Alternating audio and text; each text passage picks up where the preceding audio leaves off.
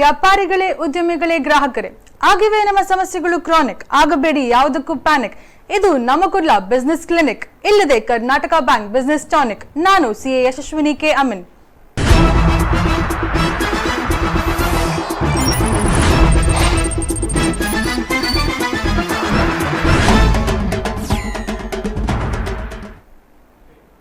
ವೀಕ್ಷಕರೆಲ್ಲರಿಗೂ Karnataka bank business tonic ಕಾರ್ಯಕ್ರಮದ 45ನೇ ಸಂಚಿಕೆಗೆ ಸ್ವಾಗತ. ಇವತ್ತಿನ ನಮ್ಮ ಕಾರ್ಯಕ್ರಮದ ವಿಷಯ real estate dos and don'ts.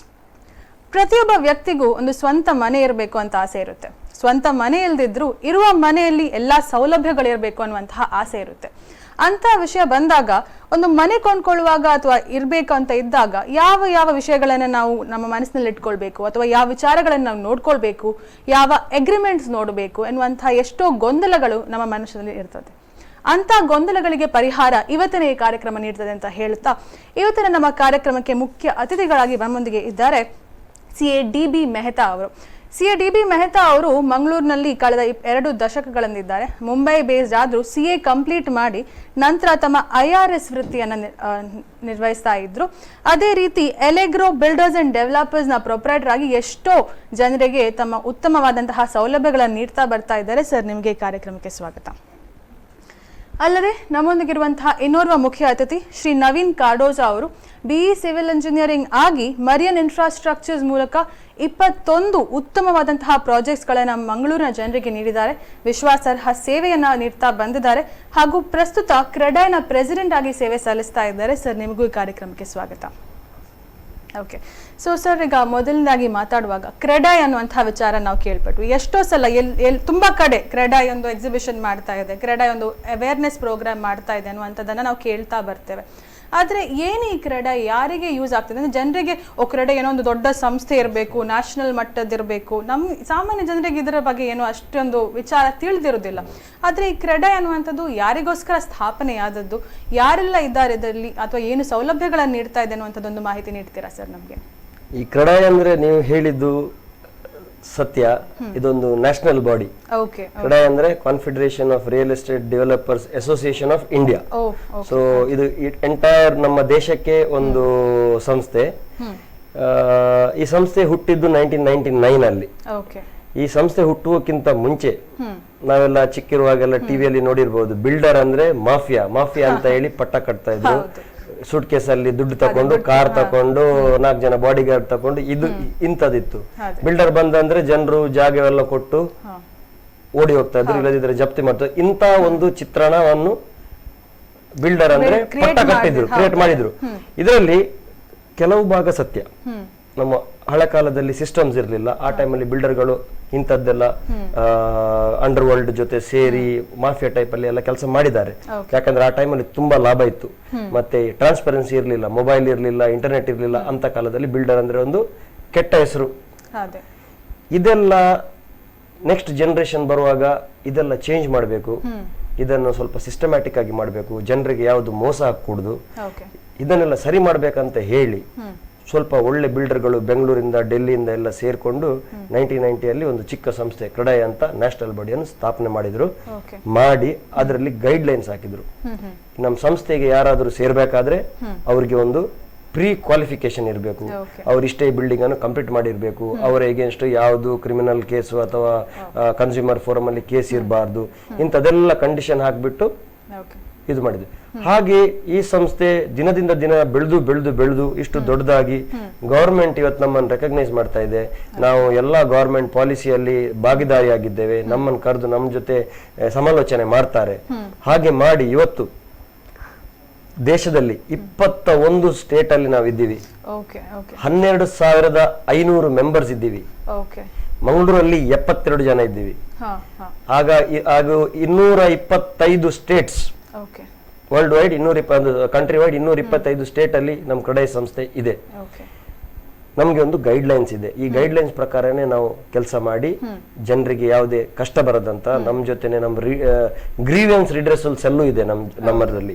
ಏನಾದ್ರು ಪ್ರಾಬ್ಲಮ್ ಇದೆ ನಮ್ಮ ಹತ್ರ ಬಂದ್ರೆ ನಾವು ಬೇರೆ ಬಿಲ್ಡರ್ ಜೊತೆ ಮಾತಾಡಿ ಅದನ್ನು ಸರಿ ಮಾಡ್ತೀವಿ. ಎಲ್ರಿಗೂ ನಮ್ಮ ಸಂಸ್ಥೆಯಲ್ಲಿ ಅಡ್ಮಿಷನ್ ಇಲ್ಲ. ತುಂಬಾ ಜನ ಬಿಲ್ಡರ್ ಅವರಿಗೆ ನಮ್ಮ ಸಂಸ್ಥೆಯಲ್ಲಿ ಮೆಂಬರ್ ಆಗ್ಲಿಕ್ಕೆ ಆಗುದಿಲ್ಲ, ನಾವು ರಿಜೆಕ್ಟ್ ಮಾಡಿದೀವಿ. ಹಾಗಾಗಿ ಕ್ರೆಡೈ ಅಂದ್ರೆ ನಿಮ್ಗೊಂದು 100% ನಾವು ಎಶ್ಯೂರ್ ಮಾಡ್ಲಿಕ್ಕೆ ಯಾವುದು ಆಗುದಿಲ್ಲ, ಅದರ ಒಂದು 90% ಇದೊಂದು ಉತ್ತಮ ಸಂಸ್ಥೆ. ಕ್ರೆಡೈ ಬಿಲ್ಡರ್ ಅಂದ್ರೆ ಜನರಿಗೆ ಒಂದು ನಂಬಬಹುದು ಪ್ರಾಡಕ್ಟ್ ಮೇಲೆ ಒಂದು ISI ಮಾರ್ಕ್ ಹೇಗಿರುತ್ತೆ ಹಾಗೆ ಪ್ರತಿಯೊಬ್ಬ ಬಿಲ್ಡರಿಗೆ ಕ್ರೆಡೈ ಅನ್ನುವಂತಹ ರಿಜಿಸ್ಟ್ರೇಷನ್ ಇದ್ರೆ ಅವರು ಉತ್ತಮವಾದಂತಹ ಒಂದು ಬಿಲ್ಡರ್ ಅಂತ ನಾವು ಅನ್ಕೊಳ್ಬಹುದು ಅನ್ನುವಂಥದ್ದು. ಸರ್, ನೀವು ಕ್ರೆಡೈ ಚೇರ್ಮನ್ ಅಂತ ಕೇಳ್ಪಟ್ವಿ. ಸೊ ಕ್ರೆಡೈ ಚೇರ್ಮನ್ ಆಗಿ ನಿಮ್ಮ ಅಭಿಪ್ರಾಯ ಏನು ಈ ಕ್ರೆಡೈ ಬಗ್ಗೆ? See, CREDAI, basically all the builders, before they become a member of a CREDAI, they have to sign a code of conduct. Okay. This code of conduct binds the builder to behave in an ethical manner. He can't be like a fly-by-night operator. Yes. Once he becomes a member of CREDAI, a social pressure and a peer group pressure also builds up because he becomes a part of a CREDAI family. Yes. You know, like in any society, there is a society pressure. There is a peer group pressure. Same pressure builds up because he is a member of CREDAI. Because he is known in CREDAI and you know he can't. You need to keep the quality. He has to keep those things in mind. And like Naveen explained, how we have a grievance redressal cell. Suppose a builder who is a member of CREDAI has a complaint and the grievance redressal cell committee passes an order where the committee will you know hear the purchaser of the apartment also as well as the builder also. It's like any quasi judicial procedure. And if the builder does not obey the order, CREDAI reserves the right to suspend the builder from the CREDAI membership or terminate his membership and even give a public advertisement for that. Now you imagine the pressure that a builder will have is the same pressure when a bank puts auction notice or property attachment notice against a particular person. How social pressure builds up on him. He feels really bad about it. So same pressure builds up because of CREDAI also. So the Manglo, we have a chapter for the last 8 years. And it's an advantage for the local population to deal with CREDAI builders so that their money and their investment is safe. So CREDAI ಅನ್ನುವಂಥದ್ದು ಒಂದು certificate ಅನ್ನುವಂಥದ್ದು ಕೊಟ್ಟರೆ ಅದನ್ನು ಹೇಗೆ identify ಮಾಡಬೇಕು? ಈಗ ಜನರು whether a person is CREDAI registered or not, online ಏನಾದರೂ ಪೋರ್ಟಲ್ ಇದೆಯಾ, ಅಲ್ಲಿ ಹೋಗಿ ವೆದರ್ ರಿಜಿಸ್ಟರ್ಡ್ ಅಲ್ವಾ ಅನ್ನುವಂಥದ್ದು ನೋಡ್ಲಿಕ್ಕೆ ಎಲ್ಲಾದರೂ ಆಗ್ತದಾ ಇದ್ ಮೂಲಕ? See, we have a CREDAI portal. Okay. Anyone can log into that and see who are the members.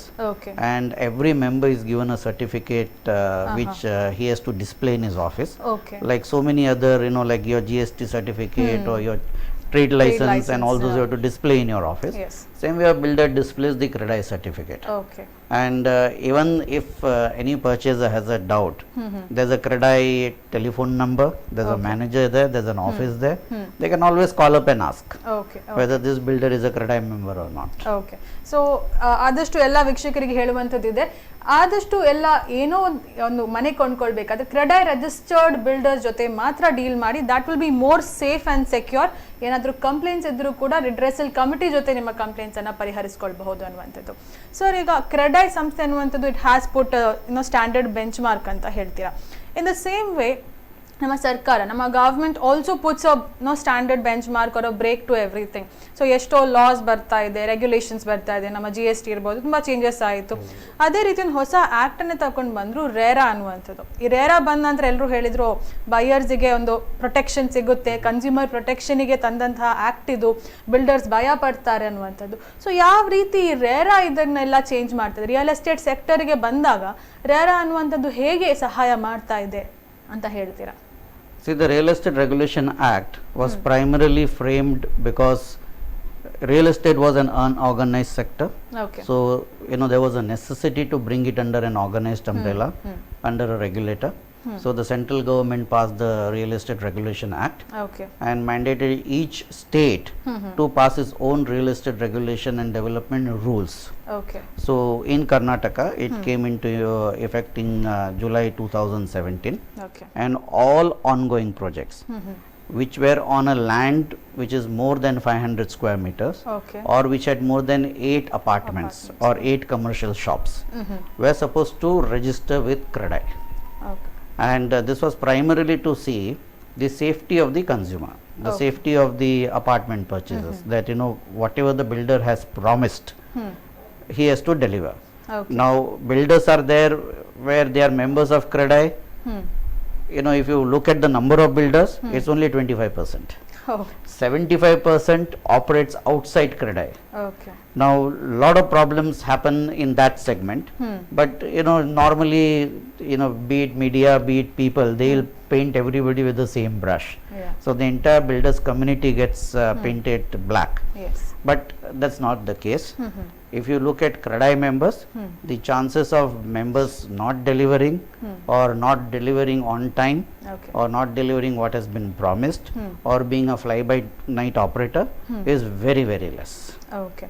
So that was why RERA was That was- brought that's into why the picture, RERA, and yeah. everyone is supposed to register under RERA annuante. Every project which is above 500 square meters and then more than 8 8 apartments. Okay ನಾವು coming to this ಈಗ ಒಂದು ಜನರಿಗೆ ಮನೆ ಕೊಂಡ್ಕೊಳ್ಬೇಕಾದ್ರೆ ಒಂದು ಮನೆ ಹೊಸ ಮನೆ ಬೇಕು ಅಂತ ಹೇಳ್ತಾರೆ. So one of our callers has just sent a message to us asking, generally ಏನಾಗ್ತದೆ ಅಂದರೆ ಈ ಹಳೆ ಮನೆ ಹೊಸ ಕಾರ್ ಬಂದಾಗ ನಾವು ಹಳೆ ಕಾರನ್ನ ಮಾರಿ ಹೊಸ ಕಾರ್ ತಗೊಳ್ತೇವೆ ಅಂದರೆ ಫ್ಯಾಷನ್ ಟ್ರೆಂಡ್ಸ್ ಎಲ್ಲ ಚೇಂಜ್ ಆಗ್ತಾನೆ ಬರುತ್ತೆ. ಅದೇ ರೀತಿ ಈಗ ಹಳೆ ಮನೆ ಬೇಡ ಹೊಸ ಮನೆ ಕೊಂಡ್ಕೊಳ್ಳುವಂತ ಇದ್ದವರನ್ನ ಹಳೆ ಮನೆ ಮಾರ್ತಾರೆ. ಸೊ ಅಂತ ಹಳೆ ಮನೆಯನ್ನ ಕೊಂಡ್ಕೊಳ್ಳುವುದೇ ಉತ್ತಮವ ಅಥವಾ ನಾವು ಹೊಸ ಮನೆನೇ ನೋಡ್ಕೊಂಡು ಹೋಗ್ಬೇಕಾಗುತ್ತಾ ಎನ್ನುವಂಥದ್ದು ಹೇಗೆ? ಇದರಲ್ಲಿ ಈ ಎರಡು ವಿಷಯ ಬರ್ತದೆ. ಈಗ ಈ ಅಪ್ಗ್ರೇಡೇಷನ್ ಆಫ್ ಲೈಫ್ ಸ್ಟೈಲ್ ಅಂತಾರೆ. ಅಪ್ಗ್ರೇಡೇಷನ್ ಆಫ್ ಲೈಫ್ ಸ್ಟೈಲ್ ಅಂದ್ರೆ ನಾನು ಒಂದು ಆರ್ಡಿನರಿ ಸ್ಯಾಲರಿಯಲ್ಲಿ ಇರ್ತೀನಿ ಅಥವಾ ಒಂದು ಚಿಕ್ಕ ಬಿಸ್ನೆಸ್ ಮಾಡ್ಕೊಂಡಿರ್ತೀನಿ, ನನ್ನ ಬಿಸ್ನೆಸ್ ಫ್ಲರಿಶ್ ಆಗುತ್ತೆ, ಗ್ರೋ ಆಗುತ್ತೆ. ಇಲ್ಲದಿದ್ರೆ ನನ್ನ ಸ್ಯಾಲ್ರಿ ನನಗೆ ಜಂಪ್ ಆಗಿ ನಾನು ತುಂಬಾ ಜಾಸ್ತಿ ಆಗತ್ತೆ. ಅವಾಗ ನಾನೊಂದು ಹಳೆ ಮನೆಯಲ್ಲಿ, ಒಂದು ಚಿಕ್ಕ ಮನೆಯಲ್ಲಿ, ಒಂದು 2 bedroom ಫ್ಲಾಟ್ ಅಂದ್ರೆ ಒಂದು 800 ಸ್ಕ್ವೇರ್ ಫೀಟ್ ಫ್ಲಾಟು ಇದೆ, 700 ಸ್ಕ್ವೇರ್ ಫೀಟ್ ಫ್ಲಾಟು ಇದೆ. ಚಿಕ್ಕ ಮನೆಯಲ್ಲಿ ಒಂದು ಸ್ವಲ್ಪ ಔಟ್ ಆಫ್ ದ ಸಿಟಿ ಅಥವಾ ಅಲ್ಲಿ ಇರ್ತೀವಿ. ನಮ್ದು ಲೈಫ್ ಸ್ಟೈಲ್ ಹೆಂಗ್ ಚೇಂಜ್ ಆಗುತ್ತೆ ಅಂದ್ರೆ ನಮ್ಮ ಮಕ್ಕಳಿಗೆ ಒಳ್ಳೆ ಸ್ಕೂಲಲ್ಲಿ ಹಾಕ್ತಿವಿ, ನಮ್ ಸ್ವಲ್ಪ ಸರ್ಕಲ್ಸ್ ಚೇಂಜ್ ಆಗತ್ತೆ, ಫ್ರೆಂಡ್ಶಿಪ್ ಚೇಂಜ್ ಆಗತ್ತೆ. ಸೊ ಅಪ್ಗ್ರೇಡ್ ಮಾಡೋಣ ಅಂತ ಇಂತ ಅಪ್ಗ್ರೇಡೇಷನ್ ಮಾಡೋರು ನಾರ್ಮಲಿ ಹೊಸ ಮನೆ ಕೊಂಡ್ಕೊಳ್ತಾರೆ, ಹೊಸ ಡೆವಲಪ್ಮೆಂಟ್ ಅಲ್ಲಿ ಹೋಗ್ತಾರೆ. ಮತ್ತೆ ಕೆಲವರದ್ದು ನೀಡ್ ಬೇಸ್ ಇರ್ತದೆ. ಈಗ ನನ್ಗೆ ಹಂಪನಕಟ್ಟೆ ಏರಿಯಾದಲ್ಲೇ ಇರ್ಬೇಕು, ನನ್ಗೆ ಅಲ್ಲಿ ಒಂದು ಶಾಪ್ ಇದೆ, ನಾನು ಅಲ್ಲೇ ಇರ್ಬೇಕು. ಇವತ್ತು ನನಗೆ ಹಂಪನಕಟ್ಟೆ ಎಫರ್ಡ್ ಮಾಡಕ್ ಆಗೋದಿಲ್ಲ, ನಾನು ಸುರತ್ಕಲಲ್ಲಿ ಇದ್ದೀನಿ ಅಥವಾ ಬಂಟ್ವಾಳಲ್ಲಿ ಇದ್ದೀನಿ. ನಾನು ನೆಕ್ಸ್ಟ್ ನನಗೆ ಹಂಪನಕಟ್ಟನೆ ಬೇಕಂದ್ರೆ ನನಗೆ ಆಪ್ಷನ್ಸ್ ಏನು? ಹಂಪನಕಟ್ಟದಲ್ಲಿ ಜಾಸ್ತಿ ಡೆವಲಪ್ಮೆಂಟ್ ಇರೋದಿಲ್ಲ. ಆ ಟೈಮಲ್ಲಿ ನಾನು ಓಲ್ಡ್ ಮನೆನೇ ತಗೋಬೇಕಾಗತ್ತೆ. ಸ್ವಲ್ಪ ದೊಡ್ಡದು ಮನೆ ತಕೊಂಡು ಒಳಗಡೆಯಿಂದ ಇಂಟೀರಿಯರ್ಸ್ ಅದೆಲ್ಲ ಮಾಡ್ಕೊಂಡು, ಇದು ನೀಡ್ ಬೇಸ್ಡ್. ಹಾಗಾಗಿ ಈ ಕ್ವಾಲಿಟಿ ಬೇಸ್ಡ್ ಇದ್ದವರೆಲ್ಲ ಹೊಸ ಮನೆಗೆ ಹೋಗ್ತಾರೆ, ಹೊಸ ಲೈಫ್ ಸ್ಟೈಲ್ಗೆ ಹೋಗ್ತಾರೆ. ನೀಡ್ ಬೇಸ್ಡ್ ಇದ್ದವರು ಆ ಪರ್ಟಿಕ್ಯುಲರ್ ಏರಿಯಾನೇ ಬೇಕು ನನ್ಗೆ, ಇಲ್ಲಾಂದ್ರೆ ನನ್ನ ಮಗು ಅಲ್ಲಿ ಬೆಂದೂರು ಸ್ಕೂಲಲ್ಲಿ ಉಂಟು, ನನ್ಗೆ ಅಲ್ಲೇ 500 ಮೀಟರ್ಸ್ ಒಳಗಡೆ ನನಗೆ ಮನೆ ಬೇಕು, ನಡ್ಕೊಂಡು ಹೋಗ್ಬೇಕು ಅಂತದವರು ಇದ್ದಾಗ ಆಪ್ಷನ್ಸ್ ಕಡಿಮೆ ಆಗುತ್ತೆ. ಹಾಗೆ ಅವರು ಸೆಕೆಂಡ್ ಹ್ಯಾಂಡ್ ಫ್ಲಾಟ್ಸ್ಗೂ ಹೋಗ್ತಾರೆ. ಸೊ ಇದು 2 ರೀಸನ್ಸ್ ಜನರು ಅಪ್ಗ್ರೇಡ್ ಮಾಡೋ ಟೈಮಲ್ಲಿ ನೋಡ್ಕೊಳ್ಬೇಕು. ಈಗ ಹಳೆ ಮನೆ ಪರ್ಚೇಸ್ ಮಾಡುವಾಗ ನಾವು ಇಂಥದೇ ವಿಷಯಗಳನ್ನು ನೋಡ್ಬೇಕನ್ನುವಂಥದ್ದು ಏನಾದರೂ ಇದೆಯಾ? ಬಿಕಾಸ್ ಹಳೆ ಮನೆ ಅಂತ ಆದಾಗ ಮೇ ಬಿ ಕನ್ಸ್ಟ್ರಕ್ಷನ್ ತುಂಬಾ ವೀಕ್ ಆಗಿದೆಯಾ ಅಥವಾ ಕೆಲವು ಸಲ ಅಗ್ರಿಮೆಂಟ್ಸ್ ನಾವು ಡ್ರಾಫ್ಟ್ ಮಾಡುವಾಗ ಏನಾದರೂ ಇಂಥ ವಿಷಯಗಳನ್ನ ನಾವು ನೋಡ್ಕೊಳ್ಬೇಕನ್ನುವಂಥದ್ದು ಏನಾದರೂ ಪಾಯಿಂಟ್ಸ್ ಇದೆಯಾ? ಇದೆ. ಈ ಹಳೆ ಮನೆ ತಗೊಳ್ಳುವಾಗ ಫಸ್ಟ್ ಆಫ್ ಆಲ್ ನೀವೊಂದು ಚಾರ್ಟೆಡ್ ವ್ಯಾಲ್ಯೂವರ್ ಅಂತ ಇರ್ತಾರೆ. ವ್ಯಾಲ್ಯೂವರ್ ನಾರ್ಮಲಿ ಎಲ್ಲ ವ್ಯಾಲ್ಯೂವರ್ಸ್ ಸಿವಿಲ್ ಇಂಜಿನಿಯರಿಂಗ್ ಬ್ಯಾಕ್ ಗ್ರೌಂಡ್ ಅವರು ಇರ್ತಾರೆ, ಅವರೇ ಅಪ್ಗ್ರೇಡ್ ಆಗಿ ವ್ಯಾಲ್ಯೂವರ್ಸ್. ಈಗ ಒಂದು ಬ್ಯಾಂಕ್ ನಿಮ್ಗೆ ಲೋನ್ ಕೊಡ್ಬೇಕಾದ್ರೆ ಈ ವ್ಯಾಲ್ಯೂವರ್ದು ವ್ಯಾಲ್ಯೂಯೇಷನ್ ಸರ್ಟಿಫಿಕೇಟ್ ಬೇಕಾಗುತ್ತೆ, ಎಷ್ಟು ಬೆಲೆ ಬರ್ತದೆ ಅಂತ. ಸೊ ಆ ವ್ಯಾಲ್ಯೂವರ್ ಏನ್ ಮಾಡ್ತಾರೆ, ಅದು ಹೋಗ್ಬಿಟ್ಟು ಆ ಮನೆ ಎಷ್ಟು ಶಿಥಿಲಗೊಂಡಿದೆ, ಆ ಬಿಲ್ಡಿಂಗ್ ಯಾವ ಕಂಡೀಷನ್ ಅಲ್ಲಿ ಇದೆ, ಇದರದ್ದು ಕಾಂಕ್ರೀಟ್ ಹೆಂಗಿದೆ, ಡೋರ್ಸ್ ಹೆಂಗಿದೆ, ಅದಕ್ಕೆಲ್ಲ ಒಂದು ವ್ಯಾಲ್ಯೂಯೇಷನ್ ಆಗ್ತಾರೆ. ಈ ವ್ಯಾಲ್ಯೂಯೇಷನ್ ಬರೆಯುವಾಗ್ಲೇ ನಿಮ್ಗೆ ಗೊತ್ತಾಗತ್ತೆ ಈ ನಾನು ಕೊಂಡ್ಕೊಡ್ತಿದ್ದೀನಿ 50 ಲಕ್ಷಕ್ಕೆ, ಇವರು 30 ಲಕ್ಷ ವ್ಯಾಲ್ಯೂ ಬರೀತಾರೆ ಅಂತ. ನೀವು ಅವಾಗ ಕೇಳ್ಬೇಕು ಅವ್ರನ್ನ, ಸರ್ ಅದು ನಾನು 50 ಲಕ್ಷಕ್ಕೆ ಪರ್ಚೇಸ್ ಮಾಡುವವನು ನೀವು 35 ಲಕ್ಷ ವ್ಯಾಲ್ಯೂ ಹಿಡಿದಿದ್ದೀರಿ ಯಾಕೆ ಅಂತ. ಅವಾಗ ಅವ್ರು ಹೇಳ್ತಾರೆ ಇದು ಬಿಲ್ಡಿಂಗ್ ಇಂತ ಕಂಡೀಷನ್ ಅಲ್ಲಿ ಇದೆ ಅಂತ. ಸೊ ಈ ವ್ಯಾಲ್ಯೂರನ್ನ ಫಿಕ್ಸ್ ಮಾಡೋದು ತುಂಬಾ ಅವಶ್ಯ. ಓಕೆ, ನೀವು ಕೆಲವರು ತಮ್ಮ ಸ್ವಂತ ದುಡ್ಡಲ್ಲಿ ಮನೆ ತಗೋತಾರೆ ವಿದೌಟ್ ಎನಿ ಲೋನ್. ಅವ್ರು ಏನ್ ಎಣಿಸ್ತಾರೆ, ನನ್ನ ದುಡ್ಡು ನಾನು ತಗೋತೀನಿ, ನನ್ಗೆ ಯಾಕೆ ಬೇಕು ವ್ಯಾಲ್ಯೂರ್, ಅವನಿಗೆ ಒಂದು 5,000 ಯಾಕೆ ಕೊಡ್ಬೇಕು ಅಂತ. ಆದ್ರೆ ನಾನು ಏನ್ ಸಜೆಸ್ಟ್ ಮಾಡ್ತೀನಿ ಅಂದ್ರೆ, ಎಲ್ರು ಒಂದು ಸ್ಟ್ಯಾಂಡರ್ಡ್ ಇದು ನಮ್ಮ ಚಾರ್ಟೆಡ್ ವ್ಯಾಲ್ಯೂರ್ ಹತ್ರ ಹೋಗಿ ಆ ಸೆಕೆಂಡ್ ಹ್ಯಾಂಡ್ ಪ್ರಾಪರ್ಟಿ ಅಥವಾ ಓಲ್ಡ್ ಪ್ರಾಪರ್ಟಿದು ಒಂದು ವ್ಯಾಲ್ಯೂಯೇಷನ್ ಮಾಡಿಸ್ಬೇಕು. ನೀವು ಜಾಸ್ತಿ ಕೊಡಿ, ತೊಂದರೆ ಇಲ್ಲ. ನಮ್ಗೆ ಇಷ್ಟ ಇದ್ರೆ ನಾವು ಒಮ್ಮೊಮ್ಮೆ 100 ರೂಪಾಯಿಗೂ ಬಿರಿಯಾನಿ ತಿಂತೀವಿ, 300 ರೂಪಾಯಿಗೂ ಬಿರಿಯಾನಿ ತಿಂತೀವಿ, ನಮ್ಮ ಇಷ್ಟದ ಪ್ರಕಾರ. ಆದ್ರೆ ಆ 100 ರೂಪಾಯಿಲಿ ಏನಿದೆ, ಆ 300 ರೂಪಾಯಿ ಬಿರಿಯಾನಿಲಿ ಏನಿದೆ ಅಂತ ಗೊತ್ತಿರ್ಬೇಕು. ಅದು ಗೊತ್ತಾಗೋಗೋಸ್ಕರ ಅವರು ಆ ವ್ಯಾಲ್ಯೂ ಹತ್ರ ಒಂದು ವ್ಯಾಲ್ಯೂಯೇಷನ್ ಮಾಡ್ಕೊಳ್ಬೇಕು. ಸೊ ಅದು ಮುಖ್ಯವಾದದ್ದು ಅಂತ ಹೇಳ್ತೀರಾ. ಓಕೆ, ಸೊ ಇವಾಗ ಸರ್ ಹೈ ಇನ್ಕಮ್ ಗ್ರೂಪ್ಸಿಗೆ ಬರೋಣ ನಾವು. ಈಗ ಲೋ ಇನ್ಕಮ್ ಗ್ರೂಪ್ಸ್ ಹೇಳಿದ್ರೆ ನೀವು ಮೇ ಬಿ ನೀಡ್ ಬೇಸ್ಡ್ ಆಗಿರ್ಬೋದು, ಮಿಡಲ್ ಇನ್ಕಮ್ ಗ್ರೂಪ್ಸಿಗೆ ನೀಡ್ ಬೇಸ್ಡ್ ಅಥವಾ ಅವ್ರು ಏನಾದರೂ ಒಂದು ಸ್ವಲ್ಪ ಹಣ ಅಪ್ಗ್ರೇಡ್ ಮಾಡಬೇಕು ಅನ್ನುವಂಥದ್ದಿದ್ರೆ ಆ ಒಂದು ಹೊಸ ಮನೆ ತಗೊಳ್ತಾರೆ. ಕೆಲವರೆಲ್ಲ ಒಂದು 2-3 ಮನೆ ತಗೊಂಡಿರ್ತಾರೆ. ಸೊ ಸೇ ಫಾರ್ ಎಕ್ಸಾಂಪಲ್ ಒಂದು ಕಮರ್ಷಿಯಲ್ ಪ್ರಾಪರ್ಟಿ ಇರಲಿ, ಒಂದು 2 ಮನೆ ಇರಲಿ ಅನ್ನುವಂಥದ್ದು, ಮತ್ತೆ ಎಲ್ಲವನ್ನ ಬಾಡಿಗೆಗೆ ಬಿಡ್ತಾರೆ. ಈ ರೆಂಟಲ್ ಇನ್ಕಮ್ಗೋಸ್ಕರ ನಾವು ಒಂದು 2-3 ಮನೆ ತಗೊಂಡು ಇಟ್ಕೊಳ್ಳೋದು ಎಷ್ಟು ಸರಿ, ಅಥವಾ ಎಷ್ಟು ಯೂಸ್ ಆಗುತ್ತೆ? ಇನ್ಕಮ್ ಟ್ಯಾಕ್ಸ್ ಅಲ್ಲಿ ಏನಾದರೂ ಬೆನಿಫಿಟ್ಸ್ ಇದೆ? ಒಂದು 2-3 ಮನೆ ಪರ್ಚೇಸ್ ಮಾಡಿ ಇಟ್ಕೊಂಡ್ರೆ ನನಗೆ ಒಂದು ಇಷ್ಟು ಲಾಭ ಬರುತ್ತೆ, ಏನಾದರೂ ಹೌಸಿಂಗ್ ಲೋನ್ ತಗೊಂಡಿದ್ದಕ್ಕೆ ಲಾಭ ಬರುತ್ತೆ ಅನ್ನುವಂಥದ್ದು ಏನಾದರೂ ಇದೆಯಾ ಇದರಲ್ಲಿ? See, under the Income Tax Act, if you keep 2 vacant houses, there is no tax liability on notional rent. Okay. And this amendment came just a year back. Earlier, you were given an exemption only of one vacant house, one self-occupied vacant house. Now the second house also, you don't have to pay any notional rent if it is for self-occupation. If you are renting it out, then whatever income you get on rent, that becomes your income from house property. So ಹಾಗಾದ್ರೆ ಈಗ 2 ಮನೆ ಇದ್ದಾಗ ಆ 2ನ್ನ vacant ಇಟ್ರೆ, ಅಥವಾ ಒಂದಾದ್ರೆ self occupied, ಇನ್ನೊಂದು ಏನು ಯಾರು ಇಲ್ಲ, ನಾವು ಆಚೆಚೆ ಹೋಗಿ ಬರ್ತಾ ಇರ್ತೇವೆ ಅಂತ ಆದ್ರೆ 2 ಮನೆಗೆ ಏನು ರೆಂಟ್ ತೋರಿಸಬೇಕು ಅಂತ ಇಲ್ಲ. Yeah, so there is no notional rent under the income tax up to 2 self-occupied houses. 2 self occupied house property ತನಕ ಏನು ಇನ್ಕಮ್ ತೋರಿಸಬೇಕಂತಿಲ್ಲ. ಇನ್ ಕೇಸ್ ನೀವು ಆಕ್ಚುಲಿ ರೆಂಟಿಗೆ ಕೊಟ್ರೆ ಅದನ್ನ ರೆಂಟ್ ಅಂತ ತೋರಿಸಬೇಕಾಗುವಂಥದ್ದು. Okay okay. ಬೇರೆ ಏನಾದರೂ ಬೆನಿಫಿಟ್ಸ್ ಇದೆಯಾ ಸರ್ ಇದರಲ್ಲಿ? See, the advantage what there has been given to the real estate is on couple of things. One is, why do you buy a house? You know, when you are going to look at buying a house, it's there is an investment which is inbuilt in your decision to own a house. Yes. So when you're looking at an investment aspect, you should know what are the income tax rules, regulations, and you know where you stand with that. Now, one is the notional aspect. Second thing is, say, suppose you have rented out, whether it's a second house or a third house. Yes.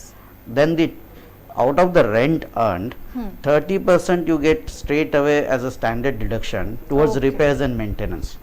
You might not have spent even 1 rupee for repair, but you get straight away 30% deduction from your rent. Okay.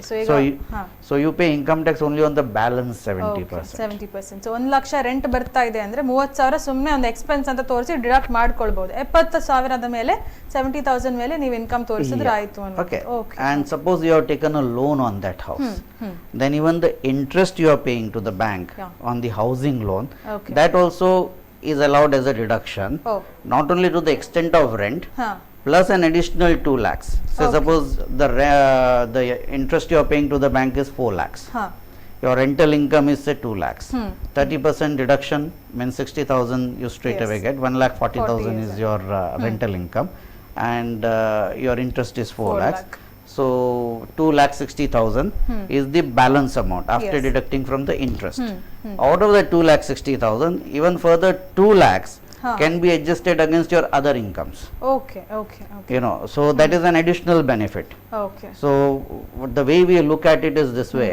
Let's suppose you are paying 8.5% or 9% bank interest, and if this benefit is also taken, your net interest cost comes down because of the tax benefit. Yes.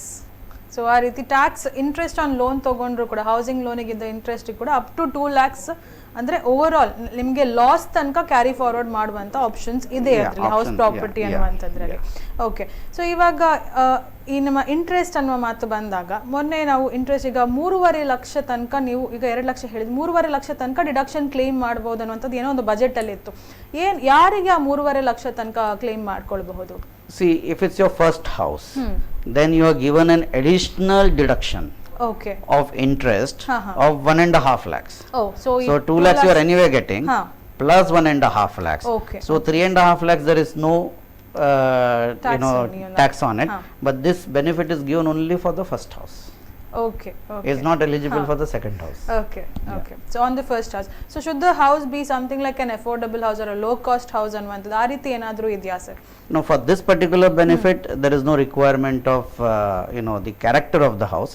It should be only your first house. Only your first house. So first house ಅನ್ನ purchase ಮಾಡುವವರು, may be this is one more important thing, ಏನಂದ್ರೆ first house purchase ಮಾಡುವಾಗ ಇನ್ನೊಂದು additional income tax benefit ಏನಂದ್ರೆ up to 3.5 lakhs 3.5 lakh ತನಕ interest benefit ಕೂಡ ಸಿಗುವಂಥದ್ದು ಇದೆ ಅಂತ. ಓಕೆ. ಸೊ ಸರ್, ಈಗ ಇನ್ನೊಂದು ಮಾತಂದ್ರೆ, ನಾವು ಮನೆ ಅನ್ನೋದು ಆದಷ್ಟು ಕೆಲವರಿಗೆ ತುಂಬಾ ಎಕ್ಸ್ಟ್ರಾರ್ಡಿನರಿ ಆಗಿರ್ಬೇಕು, ಇಂಟೀರಿಯರ್ ವರ್ಕ್ಸ್ ಎಲ್ಲ ತುಂಬಾ ಖರ್ಚು ಮಾಡುವಂಥವ್ರು ಇರ್ತಾರೆ. ಆದರೆ ನಮ್ಮ ಹತ್ರ ಅಷ್ಟು ಹಣ ಇಲ್ಲ, ಒಂದು ಮೀಡಿಯಂ ಸೈಜ್ಡ್ ಬಜೆಟ್ ನಮ್ಮದು, ಆದರೆ ಅಫೋರ್ಡೆಬಲ್ ಆಗಿ ನಾವು ಮಾಡ್ಕೊಳ್ಬೇಕು ಅಂತ ಇದ್ರೆ ಯಾವ ರೀತಿ ನಾವು ಅದನ್ನು ಕನ್ಸ್ಟ್ರಕ್ಟ್ ಮಾಡ್ಕೊಳ್ಬೇಕು ಅನ್ನುವಂಥದ್ದು? See, if it's a self-constructed house, Again, there are benefits available under the Pradhan Mantri Awas Yojana for EWS, LIG, MIG and even HIG. Okay. These are the 4 classifications for the credit linked subsidy scheme. Okay. So first you have to be aware that you are eligible for the subsidy scheme. What are the basic 2 conditions? It should be your first house, not only in your name but even in your spouse's name. There should be no house. And even if you have unmarried children, even in their name there should be no house. So the entire not even an ancestral house. Okay. You should not be owning any house in India. Okay. If your child is married, they can own a separate house. That's not a problem. So that will be considered a different family, so they will be their own house. Now each there are 4 categories. Each category is defined based on the income per annum. EWS is below 3 lakhs. Okay. And LIG is between 3 and 6. Okay. MIG is between 6 and 12. And HIG is above 12 and below 18. Okay. So maximum cap is the 18 lakhs that we have. Now 18 lakhs is a pretty large income for any middle class family, and this income is both husbands and wives income put together. Okay. And even if a minor child is having some earning, even that is added to calculate. So the family's income should be in that particular category. Okay. Now in each of this bracket, under the CLSS, you get a interest subsidy. Okay. So this subsidy is linked to the bank loan, and it is timed with the period of the loan also. Okay. So the maximum subsidy which you get in all the 4 categories across will be in the EWS and LIG. Which say if you are taking a loan at 9%, it works out to close to 2,67,000 rupees for a period of 20 years. Now this 2,67,000 rupees is directly reduced from your loan amount from the bank. So your EMI comes down, which helps you in servicing your loan. Yes. But if you repay the money after say 5 years or 10 years because you got some additional income or your situation has improved, then the subsidy will be reworked, and the period for which you have repaid the loan, that will be added back to your EMI. Okay. So the amount of 2,67,000 is for a period of 20 years itself. Okay. So that's how it has been worked out. So Adarsh, what is the loan maximum loan amount that you can take? ಎಷ್ಟು loan ತಗೊಂಡ್ರೆ ಇದು PMAY scheme ಗೆ apply ಮಾಡ್ಕೊಳ್ಬಹುದು? Like if it's a very high cost project, though your income is maybe up to 18 lakhs, but you want to have a house which is maybe 80 lakhs or 90 lakhs, can you go for the PMAY scheme? See, PMAY scheme and loan have no connection. Only the interest subsidy is the connection. Okay. For loan, you have to go to the commercial lender. Normally we go to the banks. Yes. And banks give up to 85% of the house cost, whether you are constructing a house or you are buying an apartment. The only limitation comes when you construct a house, you should be pre-owning the land.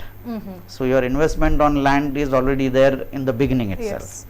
And 85% of the construction cost or 85% of the apartment cost is given as a bank loan. Okay. Even for your interior work, bank gives loan up to 70% of the interior cost. Okay. Provided your salary satisfies, because banks have certain criteria to sanction the loan amount. So they will do the financial assessment of your income, and they will say, okay, you are eligible for this much amount. Maximum 85% for construction or apartment, and 70% for furniture. The interior cost. So if you want to go for the PMAY scheme, you need to apply it with the bank or the commercial lender who is doing it for you. And then based on your income criteria, it will be decided as and with the bank you have to specifically ask for the benefit of CLSS. Okay. So there is a particular form, there are particular formalities, income declaration statements have to be given. If you are an IT return filing person, you have to give the copies of the IT return. Affidavits have to be given that you don't own any house in India. So it is more on self declaration basis. It's a very simple procedure, and sanction happens within a month's time. So ಈಗ builder ಏನಾದರೂ specify ಮಾಡಬೇಕಾ? ಈಗ ಒಬ್ರು construct ಮಾಡ್ತಾ ಇದ್ದಾರೆ apartment, ಆದರೆ a person comes to them, builder ಹತ್ರ ಬಂದು ಹೇಳ್ತಾರೆ ನನಗೆ ಈ PMAY ಸ್ಕೀಮಲ್ಲಿ ಮಾಡ್ಲಿಕ್ಕೆ ಉಂಟು, ನಿಮ್ಮಿಂದ ಏನಾದರೂ ಅಂದರೆ ಏನಾದರೂ ರೆಗ್ಯುಲೇಷನ್ಸ್ ಕಂಪ್ಲೈನ್ಸಸ್ ಆಗ್ಲಿಕ್ಕೆ ಉಂಟಾ? ಬಿಲ್ಡರ್ ಕಡೆಯಿಂದ ಏನಾದರೂ ಬೇಕಾ? ಈ PMAY ಸ್ಕೀಮ್ ಅಲ್ಲಿ ಅಪ್ಲೈ ಮಾಡಲಿಕ್ಕೆ? The only requirement for a builder is that the project should be RERA registered if it is more than 500 square meters and more than 8 apartments. If it is not a RERA registered, nothing will happen. You will not get a loan, you will not get CLSS, nothing will happen. Okay, so ಆದಷ್ಟು RERA registered dealers ಹತ್ರ ಹೋಗಿ ನಾವು ಒಂದು apartment ಅಥವಾ individual house construct ಮಾಡ್ಕೊಳ್ಬೇಕು. ಅದರ ನಂತರ ಈ PMAY ಸ್ಕೀಮಿಗೆ ನಾವು ಅಪ್ಲೈ ಮಾಡಿಕೊಂಡು ಬೆನಿಫಿಟ್ಸ್ ತಗೊಳ್ಬೇಕು. ಅಫೋರ್ಡೆಬಲ್ ಹೌಸಿಂಗ್ ಅನ್ನುವಂಥದ್ದನ್ನು ಹೇಳಿದ್ರೆ ಅಂದರೆ ಈ ಇಕನಾಮಿಕಲಿ ವೀಕರ್ ಸೆಕ್ಷನ್ಸ್ ಇರ್ಬೋದು ಅಥವಾ ಲೋ ಇನ್ಕಮ್ ಗ್ರೂಪ್ಸ್ ಇರ್ಬೋದು, ನಾವೆಲ್ಲ ಇಂತಿಂಥದೇ ಒಂದು ಕ್ರೈಟೀರಿಯಾ ಇದೆ, ಅದರಲ್ಲಿ ನೀವು ಲೋನ್ ಅಪ್ಲೈ ಮಾಡಿ ಸಬ್ಸಿಡಿ ತೊಗೊಳ್ಬೋದು ಅನ್ನುವಂಥದ್ದನ್ನು. ಸೊ ಈಗ ಬಿಲ್ಡರ್ಸ್ ರೈಟ್ಸ್ ಅಂತ ಕೂಡ ಮಾತಾಡಿದ್ವಿ. ಈಗ ನಾವು ಮೊನ್ನೆ ಒಂದು ನ್ಯೂಸಲ್ಲಿ ಏನೋ ಕೇಳ್ಪಟ್ಟದಂದರೆ up to your project cost, ಅಂದರೆ ಮನೆ 45 ಲಕ್ಷಕ್ಕಿಂತ ಒಳಗಡೆ ಇದ್ದರೆ ಮಾತ್ರ ನೀವು ಅದನ್ನು ಏನೋ ಒಂದು ಸ್ಕೀಮಿಗೆ ಅಪ್ಲೈ ಮಾಡ್ಕೊಳ್ಬಹುದು, ಇಲ್ಲಾಂದರೆ ಈ ಲೋನ್ ಸಿಗೋದಿಲ್ಲ ಅನ್ನುವಂಥದ್ದನ್ನೆಲ್ಲ ಮಾತಾಡೋದು ನಾನು ಅರೌಂಡ್ ಪೀಪಲ್ ಕೇಳ್ತಾ ಬಂದೆ ನಾನು.